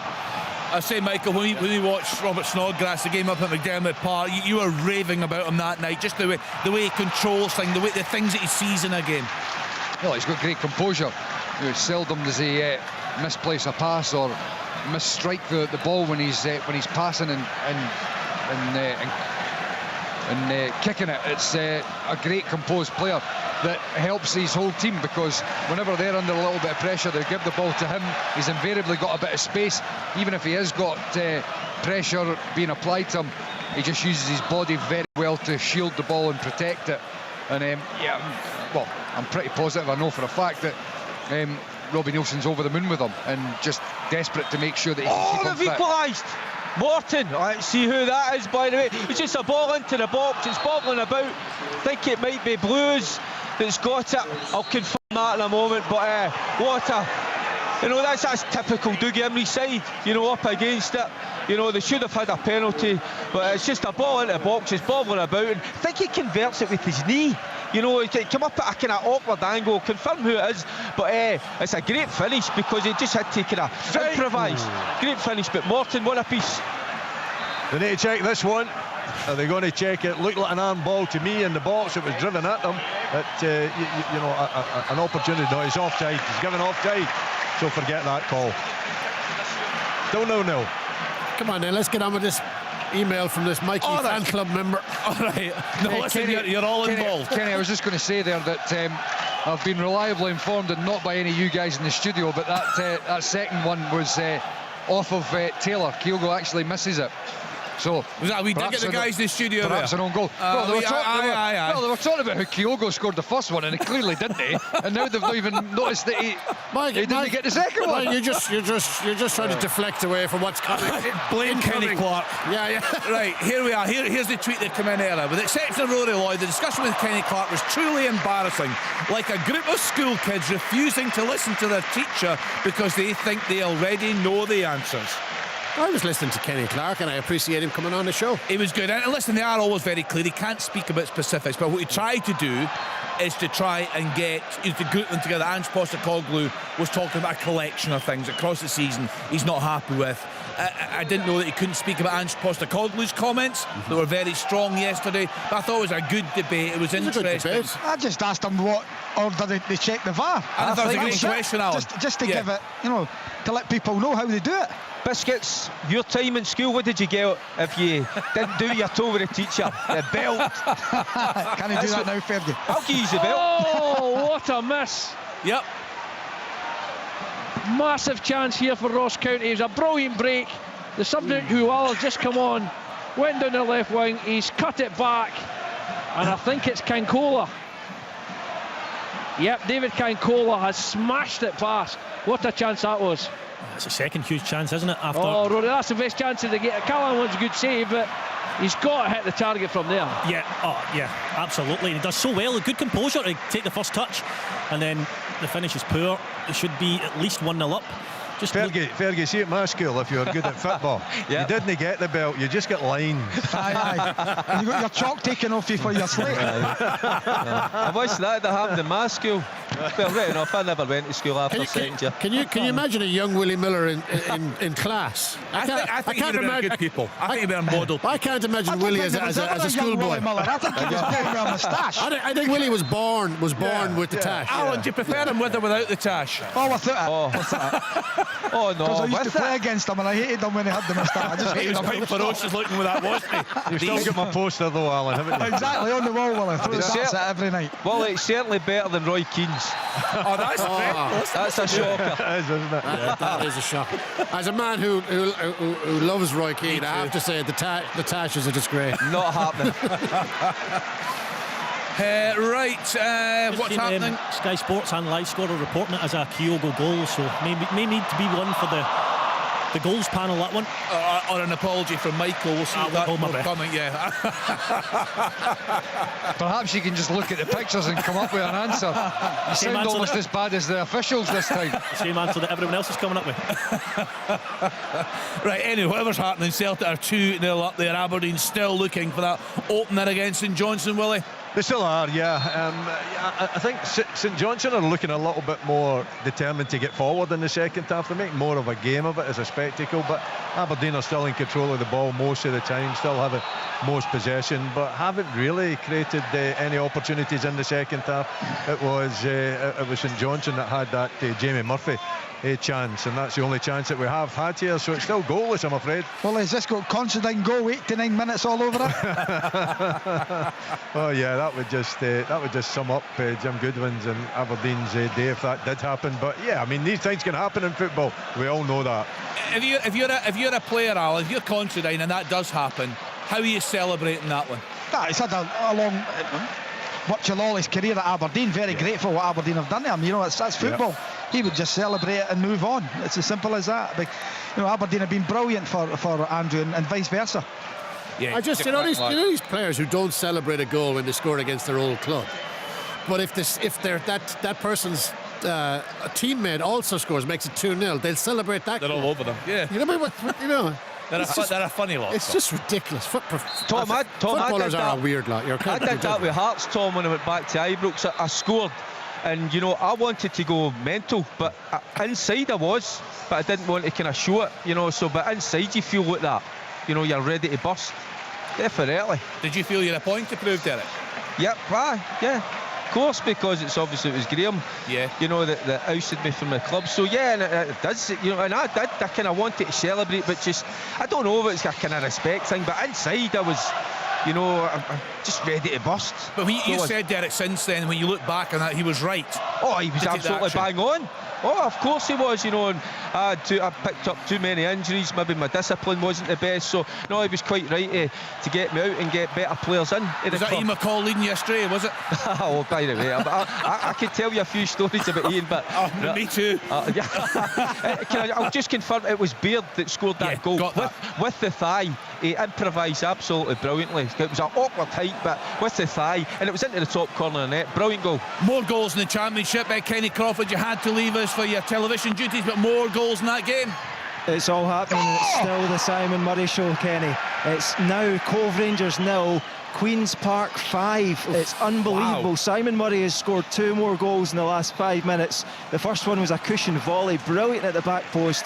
Dom Thomas swung on a deep cross and Murray was there to side foot home to make it 4-0. And then just as Derek was talking there, it's Grant Savoury set him up, another brilliant Queen's Park player, Grant Savoury, as he's so good technically on the ball, played him in, and Simon Murray hit it low under Stuart McKenzie to make it 5. This is a mess for Cove Rangers, an absolute mess. Cove Rangers 0, Queen's Park 5. There's a chance for Hearts of a different Hearts side in the second half. Really good play. It's Forrest. He's through, as Hearts go through again. His Shankland plays a 1-2. Just overhits it. There's a real strong breeze here at St Mirren, and Hearts have got to their advantage, and they're right in this game now. A minute ago it was Forrest with a shot side net, and we'd be better going across the goal if he could. But Hearts, what a different Hearts side this is. 59 minutes. Massive chance in Dingwall as well here. The ball dropped for Watson, 12 yards out, smashed it. Great save from George from the corner. It dropped to Callahan. His shot was blocked. County are all over Livingston right now. I think David Martindale will have to make changes as County make their second. Huala's come on already for Lagby, and now Lutari's coming on for Kincola. Clyde have equalised at home to Kelty Hearts. Ross Cunningham in 57 minutes. Kelty down to 10 men in that game. Queen of the South 1, Alloa 1. Alloa equalising. Connor Salmon, my goodness, the fun the guys used to have in the programme talking about him, Chick Young in particular, was a disgrace week in, week out on that one. Connor Salmon with equaliser there on 62 minutes. Here he goes. Do you know that a woman won an unusual pets competition with a tin of salmon? Chance! Oh, he's got to score! Brilliant play on the right hand side. It's Michael Smith to the byline. He flights a beautiful ball in. There's Lawrence Shankland. Is it too high for him? He can't get enough on it. Headers it back the way it came into the arms of Carson. I think he's up too early, Alan. I think he's up too early and he cannot generate the power once he's up in the air. I think the form he's in, he should be scoring that's for sure. Yeah, thank goodness for Lawrence Shankland sparing us many more of Chick's. It's a great ball in from Smith. It's bad defending, I must say. He's got to do better there. I know he's standing still, I know it's hung up, but I still think take a step backwards and get a run at it, and you're expecting better from Shankland there. But chance, goal, Livingston. Subject to VAR, of course, but good play down the right there from Kelly. He's put a brilliant giving goal. They've cut it back, and I'm pretty sure, well, I'm not pretty sure, but I think it's Bruce Anderson that's knocked in. There's a triple change for both sides about to happen here at Celtic Park. Play. Good luck with that, Michael. It's, Matt O'Reilly's coming on for Aaron Moy. You've got Abada coming on for Jota, and then Giakoumakis is about to come on. I would imagine that Kyogo is about to come off. That's exactly it. So there's the 3 subs for Celtic, and then Kilmarnock are just waiting for the board to get handed over so they can start trying to put theirs up. They've got on the side of the park, Christian Doidge is there along with Brad Lyon, and I think it's Armstrong as the other sub. Just waiting to see who it is that's coming off for Kilmarnock. So all the score lines: Aberdeen 0, St Johnstone 0, Celtic 2, Kilmarnock 0, Ross County 0, Livingston 1, St Mirren 1, Hearts 1 in the Championship. Arbroath 1, Inverness Cali Thistle 3. Now Amy's away doing her TV duties. The latest goal there scored by Dan Mackay on 65 minutes. Ayr United 1, Hamilton Accies 0, Cove Rangers 0, Queen's Park 5, Partick Thistle 1, Morton 1 in Scottish League 1. Clyde 1, Kelty Hearts 1, Kelty down to 10 men. Falkirk 2, Montrose 0, SG Edinburgh 0, Dunfermline 1, Peterhead 0, Airdrie 0, and Queen of the South 1, Alloa 1. And in League 2, Annan 0, Forfar Athletic 2, Bonnyrigg Rose 0, Albion Rovers 3, Elgin City 0, East Fife 2, and Stenhousemuir 2, Stranraer 1. Dumbarton against Stirling Albion postponed. Just to let you know, Kenny, the players that have come off for Kilmarnock, it was Alan Power came off for Brad Lyon, Christian Doidge has gone on for Vassell, and Scott Robinson at the top end is off for Armstrong. Thanks to Michael with the changes here. John, Malky Mackay must be sick. I mean, the amount of chances Ross County have had. Oh, honestly, they've totally. There's a corner come in. They've totally dominated the second half, and just off the top of my head, Callahan's had an unbelievable chance. Watson's had an unbelievable chance. Kinkola's had the chance in the match, but that was the one time that Livy just showed a little bit of composure. Wonderful give and go with Kelly there, and he's just rolled it across the 6-yard line, and Bruce Anderson was never going to miss. So they're looking at the bench again. Malky's having a chat with Don Cowie. Davy Martindale's now thinking, do I make those changes, because they're 1-0 up, but still County pushing forward, and I wouldn't rule them out. How would you fix that, John, if everything's so good up to simply, is it just a case of getting on the training field, do you think, and working on the finishing? Yeah, you just have to keep working the finishing plate here. Bruce Anderson's broke away again. 2-0! Wow. That could be it there. It was just a ball at the park. Bruce Anderson, great take. He just kept striding forward, and then he just knocked it past Iacovetti and then smashed it in the bottom corner. Livingston are now 2 goals up and cruising with 20 minutes to go. That's a great goal, I must say, Bruce Anderson, but Iacovetti backs off, and he's an instinctive finisher, Bruce Anderson. He tucks it in the bottom corner really, really nicely. Iacovetti and his buttocks fall to the deck. And it looks like it's going to be a Livingston victory. It's a shout for a penalty there of Gogic. Have a look, it's a great ball in by Snodgrass. It's a corner. He's whipped it into that middle 6. The fans have gone mad. The Hearts players wanted that'll be checked anyway. Have a look at it, Rory, please. I mean, first viewing coming in, it looks like a penalty to me, to be honest. I think he expects others to miss it, and it just hits his arm. But to me, on first viewing, it looked a penalty, so it'll be interesting to see what happens. Ball's played in, Shankland heads it over. So it's just been waved on, there's no check? No, the ball's still in play, Michael, so I assume they'll check it. Or once it goes out? Yeah, I would assume so. Yeah, just waiting on that. Amy Canavan, you're back with us. Another goal in your game there at Gayfield. Yeah, well, I was away for TV duties, Kenny. It is Inverness Cali Thistle 3-1 against Arbroath here at Gayfield. Daniel Mackay drives the third home to give Cali Thistle that all-important 2-goal advantage, and it really has been all Cali Thistle since the break. I think Dick Campbell will be a little bit disappointed at the response from his players after conceding right on the cusp of half-time. Sean Welsh, his free kick was spilled by Derek Gaston before Gaston was forced to pull out quite a clever save actually with his boot at the near post from Billy Mackay. The visitors have been all over the hosts. So it is Arbroath 1, Inverness Cali Thistle 3. Thanks, Amy. Thanks, Amy. So Tom Inglis's nose is right up against the screen. Rory's been up for a couple of looks. Yeah. What are you saying, guys? So on second viewing, having watched it again, and at full speed, it clearly hits his arm, so you instinctively think it could be a penalty. However, is his arm justifiably in that position based on the action which took place? It's by his side. it comes out I think it's quickly. a little bit out. I think his arm. Do you think so? Yeah. What they have a look, Tom? It's a What they have a review? Yeah, well, there would have been a silent check. Yeah, but I think there would have been and that's it. Yeah, but obviously the silent check decrees that it's not a handball. Do you think it was a penalty though? Yeah, look, Michael, I think I've seen about at least 5 of those given since Park. If pushed, I would say it was a penalty as well, Michael. But you will absolutely disagree. And I'm not being funny about that. But I know your feelings on it, and I don't think you'll feel it's a penalty. But I do think that's a penalty. Yeah, well, I can hear you describing it, and for me, it's not a penalty. Have you guys actually been able to realise that it's a Taylor own goal yet? You're going to confirm that? Michael has got superpowers. That he can decide something is not a penalty in a game he's nowhere near. Michael, I'm going to tell them in there that the Beatles have split up. It is now officially down as a Taylor. Oh, there's a surprise, isn't there? Yeah. Well done, Michael. Well done, Michael. Got something right today. Kenny, up at the Balmoral Stadium, it's Simon Murray has just gone off with his 4 goals. He's been subbed off. Scott Williamson's come on in his place, but as you can understand, when he got to that Queen's Park dugouts, it was high five central as he got congratulated. 18 goals he's on now for the season. What a performance by him this afternoon. Kenny, it's a good question we're talking about earlier on. When you're speaking to Owen Coyle after the game, ask him, I guess as a manager you want to tempt fate and talk about promotion, but there must be some sort of plan in place. I'm interested to find out, Kenny, what that will be. Yeah, will do. They've got a free kick just outside the box at the moment, Queen's Park, so it could be 6. If you just stick with me, it's going to be McPake to take it, but it's way over the bar, so it stays 5-0 to Queen's Park against Cove. Michael, all kind of laughing and joking aside, do you think, given that Kyogo didn't actually touch it, that Taylor should probably do better, given that he's actually in a decent position? Because it looks to me like if Kyogo misses it, he should be able to deal with it. Was that long ago? I can't even remember. No, I mean, in all seriousness, the movement's that quick.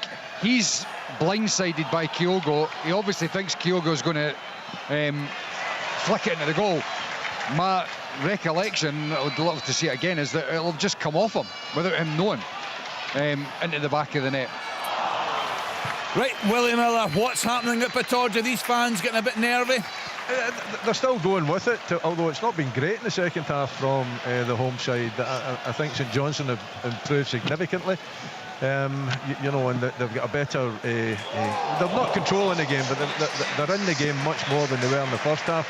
And Aberdeen really have lost the impetus. They've made changes, taken Majowski off and brought on Basawin, taken Kennedy and brought on Hayes as well, trying to get a little bit more energy, I would suggest, because just now it's sorry, I'm seeing the flag going up and I'm wondering what it's for. It's out. You know, I think it's kind of I think if it goes another 10 minutes and it's still the same, the natives will definitely get restless, and then that's a kind of a big question mark over the character of the home side players and whether they can deal with that. Do you think, Willie, if it stays like this, and we will hear from Jim Goodwin after the game, do you think he can talk about positives in this performance? Is it enough there? 6? On you go, Kenny. That's 6-0 to Queen's Park. It's Grant Savoury this time. He's been involved with so much of the play today. He's set up a couple for Simon Murray. Now he's got his own one. And this is just miserable times for Cove Rangers. Grant Savoury's 11th goal of the season. That shows how good a season he's had from midfield, low into the bottom left-hand corner. Cove Rangers 0, Queen's Park 6. I've just seen that incident at St Mirren Park. It's incredible how you guys could be called for a penalty kick for that. It really is. I mean, honestly. See, it's not us. It's not us, Mikey. It's a thing called the rule book, the laws of the game. Sorry. So tell me what Gogic has done there that predicates that it should be a penalty. Well, obviously it's not been given as a penalty. So yeah, but you thought it should be, you and Rory. I think by the measures that we've seen so far this season, the penalties have been given for that time and again. You know that to be true. No, but I said, do you think it should be a penalty? Okay, you wriggled out slightly, but Rory said he thinks it should be, and I'm saying to you, what basis are you forming an opinion that should be a penalty? Arm away from the body hits his hand. It's just right down the middle. Oh, it's in! It's an Aberdeen goal, and it's Duke again. Unbelievably bad defending. Just a long ball from Roos all the way down. The St Johnstone defenders let it bounce. Duke is onto it. He slides in. He gets it with the outside of the right foot and pops it into the back of the net to give Aberdeen a lead. Out of nothing. Aberdeen take the lead. The referee's pointing to his ear. I will come back to you on that one, but as it stands, the pressure is off. Right, we shall see. We're just waiting to see if there are any developments on it. Just watching the replay at the moment. He does well initially, Duke. He's nice and strong. Ball falls to Benitez. Lovely little flick, I must say, and a good finish as well. It's low beneath the keeper.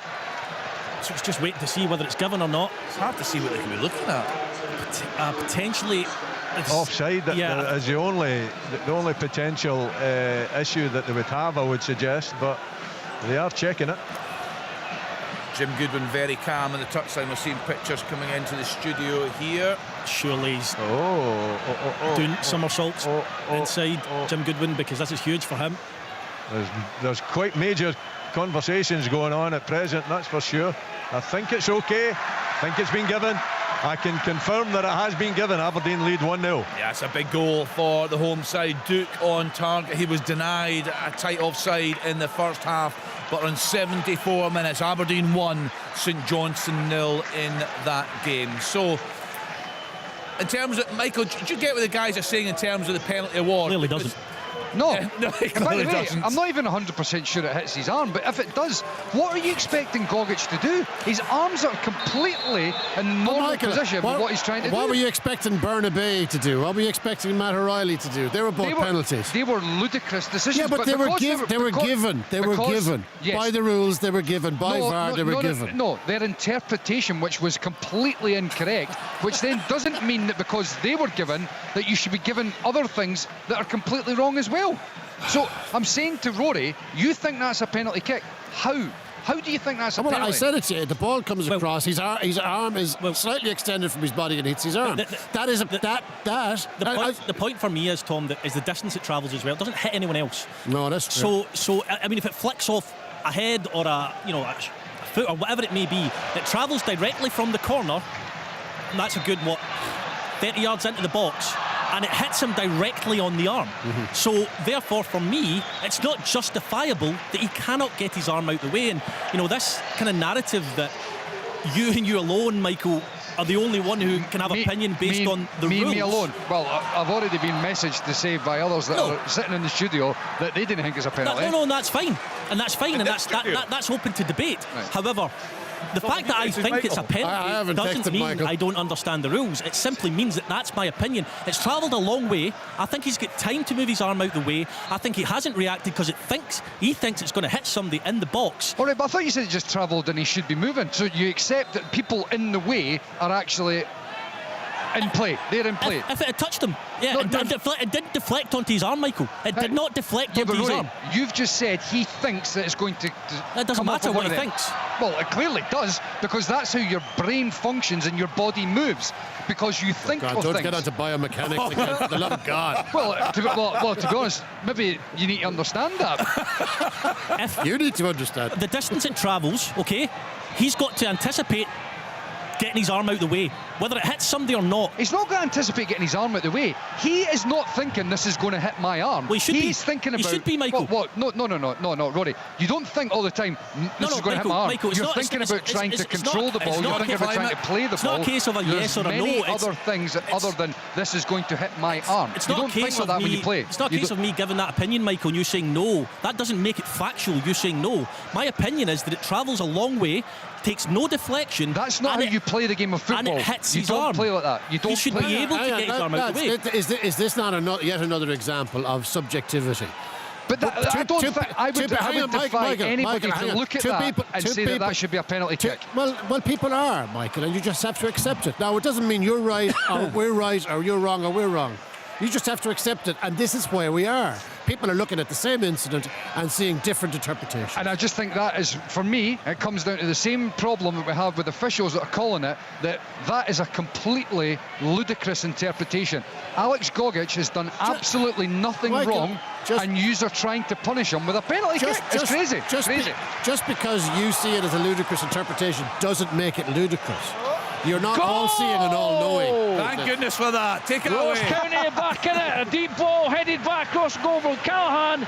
Jordan White's headed it in from 6 yards. Game on. Oh, he's our go-to for goals, isn't he, John? Good hit from Curtis Main, beaten away by Xander Clark for a corner. This has been a game of two halves. St Mirren all in the first half. It's been all hearts in the second. St Mirren with a rare breakaway. Good hit by Main, good save, Xander Clark. Yeah. Michael, hopefully you're not like that in the house with Mrs. Stewart, are you? What do you think, Derek? What's your prediction? I'm just I get this picture in my mind with Michael. You know, everything his missus doing, but saying, come on, that's not good enough. That could be better. Mrs. Stewart, she's going straight to heaven. Can I just say as well, I've no issue with the fact that Michael thinks it's not a penalty. I simply think it is a penalty. And that's would you like to take this opportunity to apologise to Michael? It's all about opinions. It's all about opinions. Because they're not kicking off. No, I think you can mount a case for and against. I'm just of the opinion that it's not. Right, so a check there, John. I think is ludicrous, and there you go, that's my opinion. Right, a check, John. Fair enough. There must be a check because they're not kicked off as yet. Just look, we're seeing a replay now. Oh, he's off. Yeah, he's offside, yeah. He's offside? Yes, he's offside. A yard offside, yeah. I'll be very surprised if this stands. It's been a huge blow for Malcolm McCow. Some looking very frustrated just before what he thought was a goal getting counted back into the game, but I'd be surprised if that one stands. It was Jordan White on 81 minutes, but they're having a look. Is it Callahan or White that's offside? Callahan who's offside in the initial instance. He pulls away too quickly, and as the ball's played, he's a yard offside. Kane Hester has pulled a goal back waiting. for Elgin City. This is the thing, Rory, you've called it already, and they're still waiting here. You know what I mean? It should be pretty straightforward if he's offside. I think you're right, John. He's walking back. Anyway, they're still obviously chatting. Offside. No goal. Right, that's a good point, John, because I think Rory, look, you had one look, Rory. I looked. I don't know as much about the game as you do. I looked. That was offside. It's a bit longer than it should have taken. Aye, quite possibly. I mean, the argument will always be from the referee is, well, we got the right decision in the end. They did. Should it have been quicker? Yes, it probably should have been, but whether they need to wait on the lines calibrating before they can officially give a decision just in case, that may be the case, whereas we don't need to. We can give our opinion straight away, so that might be the reason why there was a slight delay there, but it was clearly offside. Yeah, as I was saying, Kane Hester has pulled a goal back for Elgin City. It's now Elgin City 1, East Fife 2. So let's then get to let's go in the championship grounds. I know some of them are away doing television at the moment. Kenny Croft has brought us all the goal news from Queen's Park against Cove Rangers. Chick Young is at Somerset Park watching Ayr United against Hamilton. What's happening there, Chick? Well, I tell you what, Hamilton Accies have made a fist of this. They've got themselves back into it. They've created a couple of opportunities, and the fact that Wee Bowman has just taken off Logan Chalmers and Tipo Akinyemi will underline the worries that he has. He's just trying to shore things up a little bit in the middle of the park. And I have to say, 10 out of 10 the Accies, who were one goal down at half time. I thought Ayr would have gone from there, but Hamilton Accies have actually been the better team for a while now, and they are pursuing an equaliser here, and that will give great heart and spirit to those who have a soft spot for the Accies, because it shows there's a bit of fighting spirit about them, and at the moment I would be a little bit worried as Ayr United are on the rack here, and Accies coming forward again. Kenny, I think this game's over actually, but it's still 1-0 to Ayr United. Speaking of fighting spirit, Derek Ferguson a bit feisty there at Firhill. Yeah, Kenny. But Thistle are throwing everything at it, to be honest with you. They've made the substitutions. They've got Dowds on, Tiffany, Mullins, so they're pressing. They're looking the more likely, but without creating any clear-cut chances. That's another ball into the box. Tiffany across the front post, but nothing comes of it. So they've got plenty of the ball, but again, it's a little bit the first half. That quality across into the box just ain't good enough. What about that for a save at Celtic Park, Michael? I think he's maybe missed it. Oh. Michael, he's not talking to you. That's an unbelievably good save. Whipped in from a deep kick, headed. Still trying to find. He's away trying to find the footage of that penalty against him. Michael, there's a goal Inverness. There's a goal for Inverness at Arbroath. It's a little bit of confusion. We're just going to get a wee replay on it. believe it's Lewis Nicholson who's just, it's a looping ball into the back post. Derek Gaston's trying to smother it, and it's, I'll be honest, Kenny, none of us have a clue. We're in this press box all gathering round this tiny little monitor trying to see who gets the final touch on it. I'm not too sure. I think we're all going to go for here it's Lewis Nicholson, but no matter what, Inverness are 4-1 up against Arbroath. Yes, Willie. It's Duke. You can hear in the background. He gets a header this time. Johnny Hayes puts the corner in from the right-hand side. Duke unopposed, just rises above. Well, he doesn't have to rise above everybody. Does make a jump. Just comes off the side of his head. He tucks it in to the far corner to give Aberdeen the second, and surely their first win in 6. Giacomakis just hit the crossbar there, and then the goalkeeper Sam Walker is all over the shop trying to clear his lines. He punches it straight back into the middle of the goals, and it looked as if Matt O'Reilly was going to slide it into the back of the net. They eventually managed to clear the lines. Still 2-0 here to Celtic. Peterhead 0, Airdrie 1, Callum Gallagher on 84 minutes, and Alloa have turned it round against Queen of the South. They now lead by 2-1 at Palmerston. Ross McIver on 86 minutes. A huge disappointment, John Robertson, for Malky Mackay and his team. They thought they'd given themselves a chance, but this is a tough one for them today, isn't it? You there, John? Few problems with the lines. Just going back to the Aberdeen one, Duke, he doesn't need to do a lot to get ahead on goal. It's pure defending. Tony Gallagher jumps to try and get ahead on the ball, but I mean, Duke, it's not a great bit of movement. He takes 2 steps backward, rises and heads it in, and you can see by Callum Davidson's face there on the screen, he's not particularly happy. But meanwhile, they've spoken about the different attributes of Duke and how strong he is. Well, he's obviously decent in the air as well, which is another thing you can add to his list of abilities. There's 2 laps of honour on the cards, Willie, today. 11 goals for the Dons. 11 goals for the Dons this season. That's an excellent return. That's fantastic. That's a really top one. He's been a great. So what are you saying, Alan? 2 laps of honour at Aberdeen today. Willie, Jim followed by Willie. What do you make of his Duke, Alan? He's a good player. He is a good player. But there's always the words Duke goes down. That's like day follows night. Lewis Nicholson got that goal, the 4th goal for Inverness. Cally Thistle 4-1. They lead away at Arbroath. Aberdeen 2, a double for Duke. St Johnstone 0, and Kelty Hearts have just scored a penalty, and they're down to 10 men, but they're back in front away to Clyde. Kyle Docherty on 85 minutes. John Robertson, are you with us? Yep, still here. Yeah, what's happening up in that game? It's turned out to be a very good second half in terms of no opportunities. Ross County will be wondering what they've got to do to win, because they've absolutely battered Livingston for large spells in the second half. Had 4-5 really good chances, haven't taken them. 2 real pieces of quality from Livingston on the break has got them 2-0 ahead, and still County pushing forward, but they just don't look like they're going to score. Look like they've got back in it with the white header disallowed, for rightly so, for offside on Callahan. And Malky Mackay must be scratching his head on how they're going to get this win, because they say for long spells they'd been the better team. In fact, I'm positive that David Martindale was contemplating changes before they scored the first goal. Go for Thistle! Oh, right at the death! It's a corner kick. Left hand side Turner, right at the back post. That's like a Docherty. Kind of overhead kick, it's slow. Both the players have separated. I think they might have kind of a deflection off one another, but the important thing for Thistle is, with 3 minutes to go, they go 2-1 ahead. Fantastic. Kenny, that's full time at the Balmoral. Cove Rangers 0, Queen's Park 6. 4 goals for Simon Murray, and that's Queen's Park 4 points clear at the top of the championship, and they've won their last 8 games in all competitions. Just looking at the table, Ross County, people use the term cut adrift. I would determine cut adrift, meaning you need to get more than a 2-game turnaround to get off the bottom, and there's 3 points in it now, having played 2 games more than Motherwell and Dundee. Really poor goal difference as well. Sorry, Motherwell, Dundee United, my apologies. It's not looking great, despite having played so well today.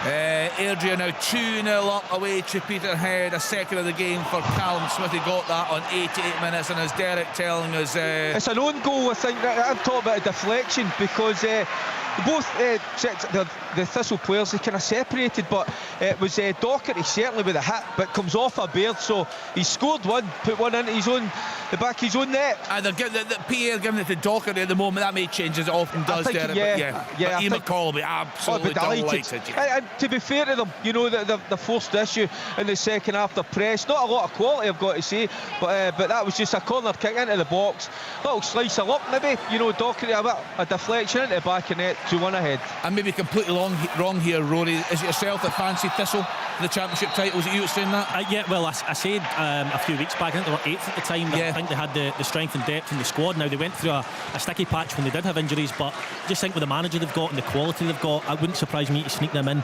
to top spot. I think Dundee are a strange one. They seem to win the difficult ones and slip up when on that paper one against the easier fixtures. Yeah, I just think over the course and distance that Ian McCall and his side could come out on top spot. Yeah. Imagine if McCall ever wrote a book. All the story, it'd be like, you know, it'd be more sensational than Prince Harry. I remember a couple of nights out with him. He's got a few stories. He's lived a life. He's somebody. He's continues to live a life. Yes. And Joe, he is though. He's a brilliant interviewee. I love hearing talking about the game. That's a big one as well, because Morton have been going well. Yeah, very well. Airdrie now 3-0 up away to Peterhead. Charlie Telfer with a goal there on 90 minutes. A full-time Bonnyrigg Rose 0, Albion Rovers 4. Rovers ahead very early in that game. They've cruised to the 3 points this afternoon. That goal has still been given to Ross Docherty on 89 minutes. They are leading Morton by 2 goals to 1. Derek telling us quite a feisty game there at Firhill. Chick Young, any sign of another goal there? You're saying that Hampton were threatening to get back into this one? Well, they still were, although United are on the break now, and they're just trying to kill the game. United just running the ball into the corner. Fraser Bryden, one of the substitutes, in fact, he's lost the ball, and Hamilton have got it again. A 10 out of 10 to Hamilton Accies for the effort they put into this second half. They looked lost at half time, but there's a little bit about them, a little bit of fighting spirit, and down there John Rankin just trying to urge them on a bit to try and get an equaliser, but it looks as if Ayr are just determined to hold on. It's still 1-0 to Ayr. We're well into the 90 now. It sounds like you've had a cracking game through there in Paisley, Alan Preston. It's been brilliant, really good. It's not finished yet. Snodgrass is beginning to pull the strings again. It's been all Hearts in the second half, although St Mirren still dangerous on the break. They were brilliant in that opening period. 1-1. I think it's a bit fair just now, but Hearts are piling on the pressure late on. But St Mirren with a breakaway now as we talk. Barry Mackay looked like he was quite influential in that 15-minute period where Hearts were really pushing at the door, Alan. Some nice turns and touches in the middle of the pitch. Yeah, St Mirren broke away, but chance is gone. St Mirren are very good. You might remember these two sides will reconvene on Friday night at Tynecastle, 7:45 I think it is. But two very good sides. St Mirren are really impressed with them in that opening period. And Hearts, I'm sure it will Robbie saw the goal at half time, didn't play up to their standards, but second half a lot better. Nearly a hat-trick for Bruce Anderson there. Good play down the right again.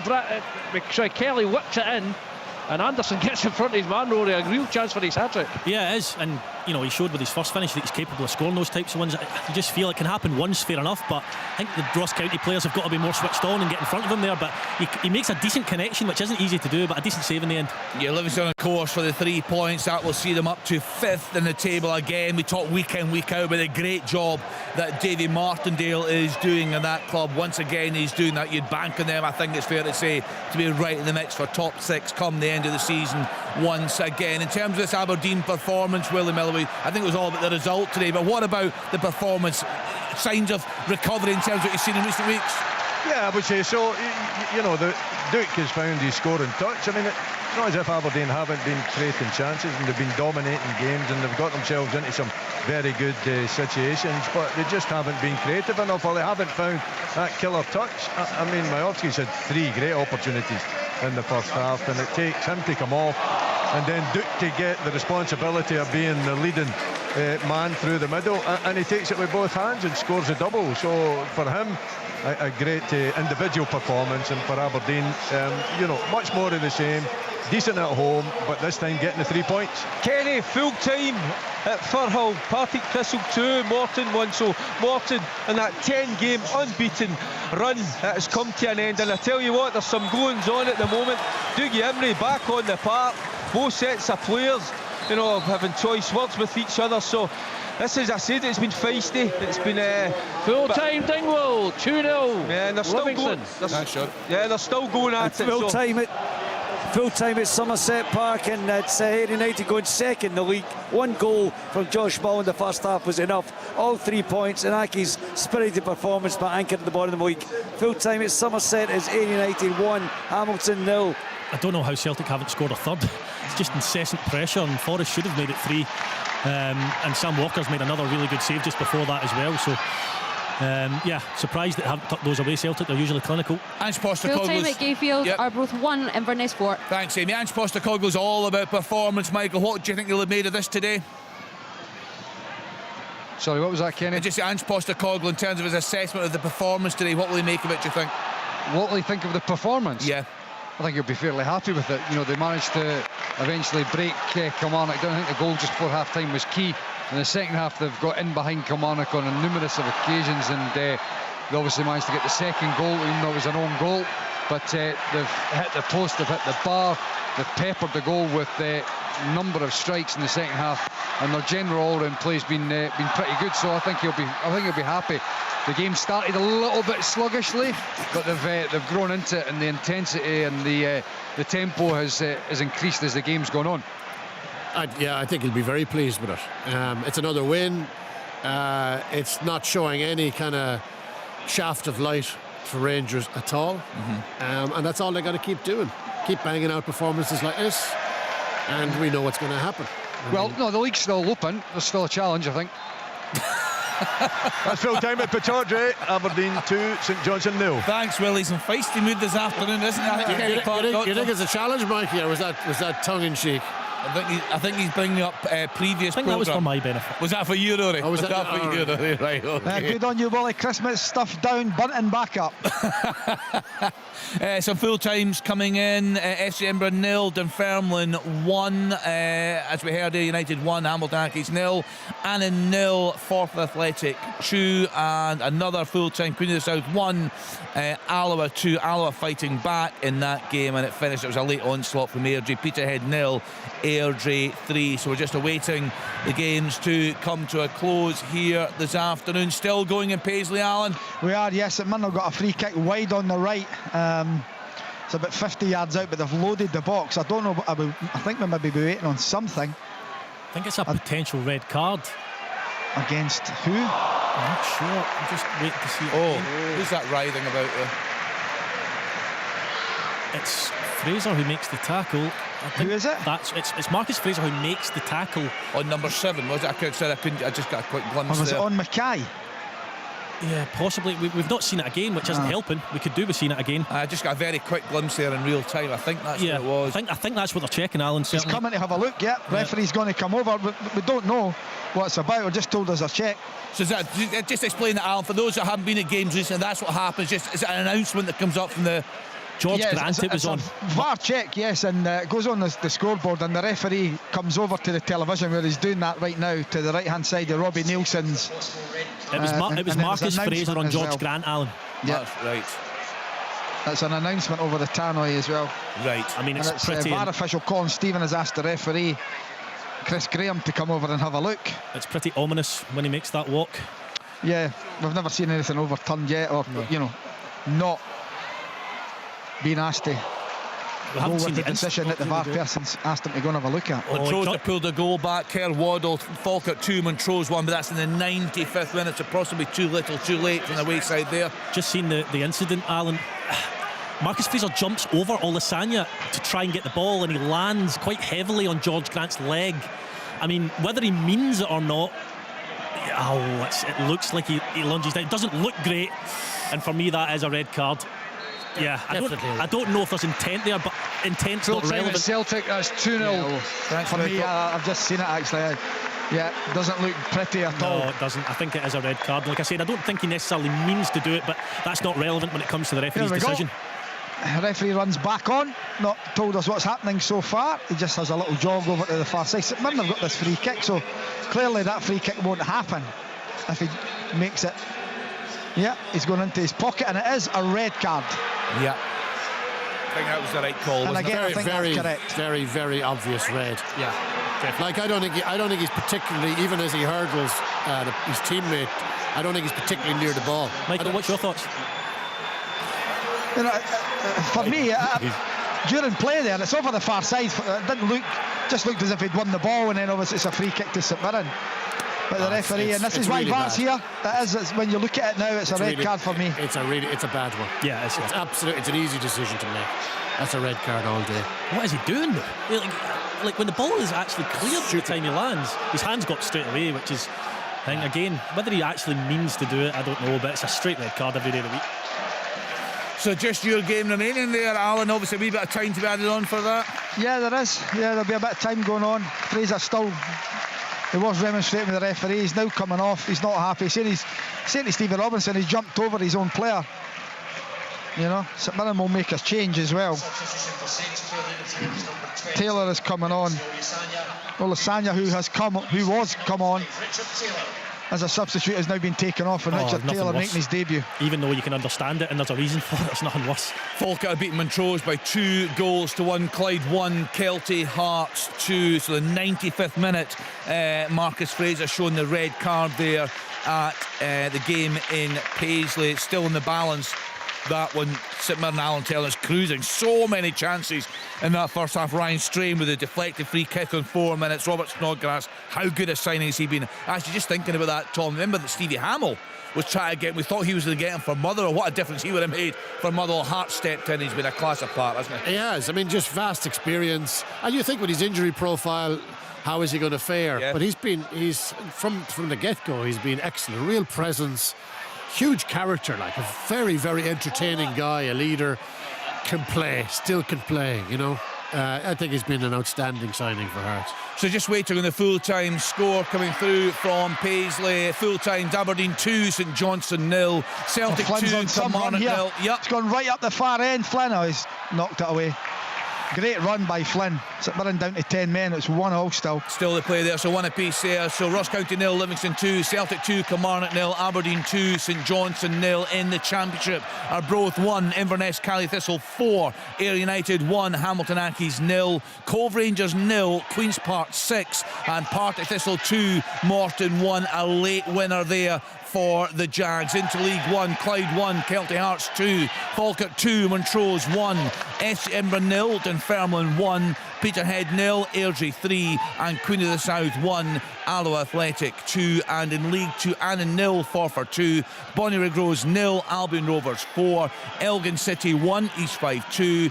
Still waiting for this one to be confirmed as a full-time. Stenhousemuir 2, Stranraer 1. The game between Dumbarton and Stirling Albion was postponed. Still, Alan, the play on. Yeah, we play on. That VAR check took 3 or 4 minutes, so we've still got time. We had 3 added on minutes as the ball comes in the box, headed away. Can't be long now. You would think as soon as it's kicked away. St Mirren are on the challenge here. They're on the attack. They've got a man on the far side. It's Kelty's driving forward. Stephen Robinson's telling him to go forward. The St Mirren fans are wanting him to. As the full-time whistle goes, 1-1. Really good game here. Well, plenty of drama, plenty of incident. We kicked off today with former FIFA official Kenny Clark. He's now part of the referee committee with a robust debate on VAR. Again, it came into play this afternoon on Sports, and some heated debate between the guys. That's always the case when VAR is involved. So we'll now, on Sports, and between now and 6 o'clock, get all the reaction for you. That's all coming up right here on BBC Radio Scotland. This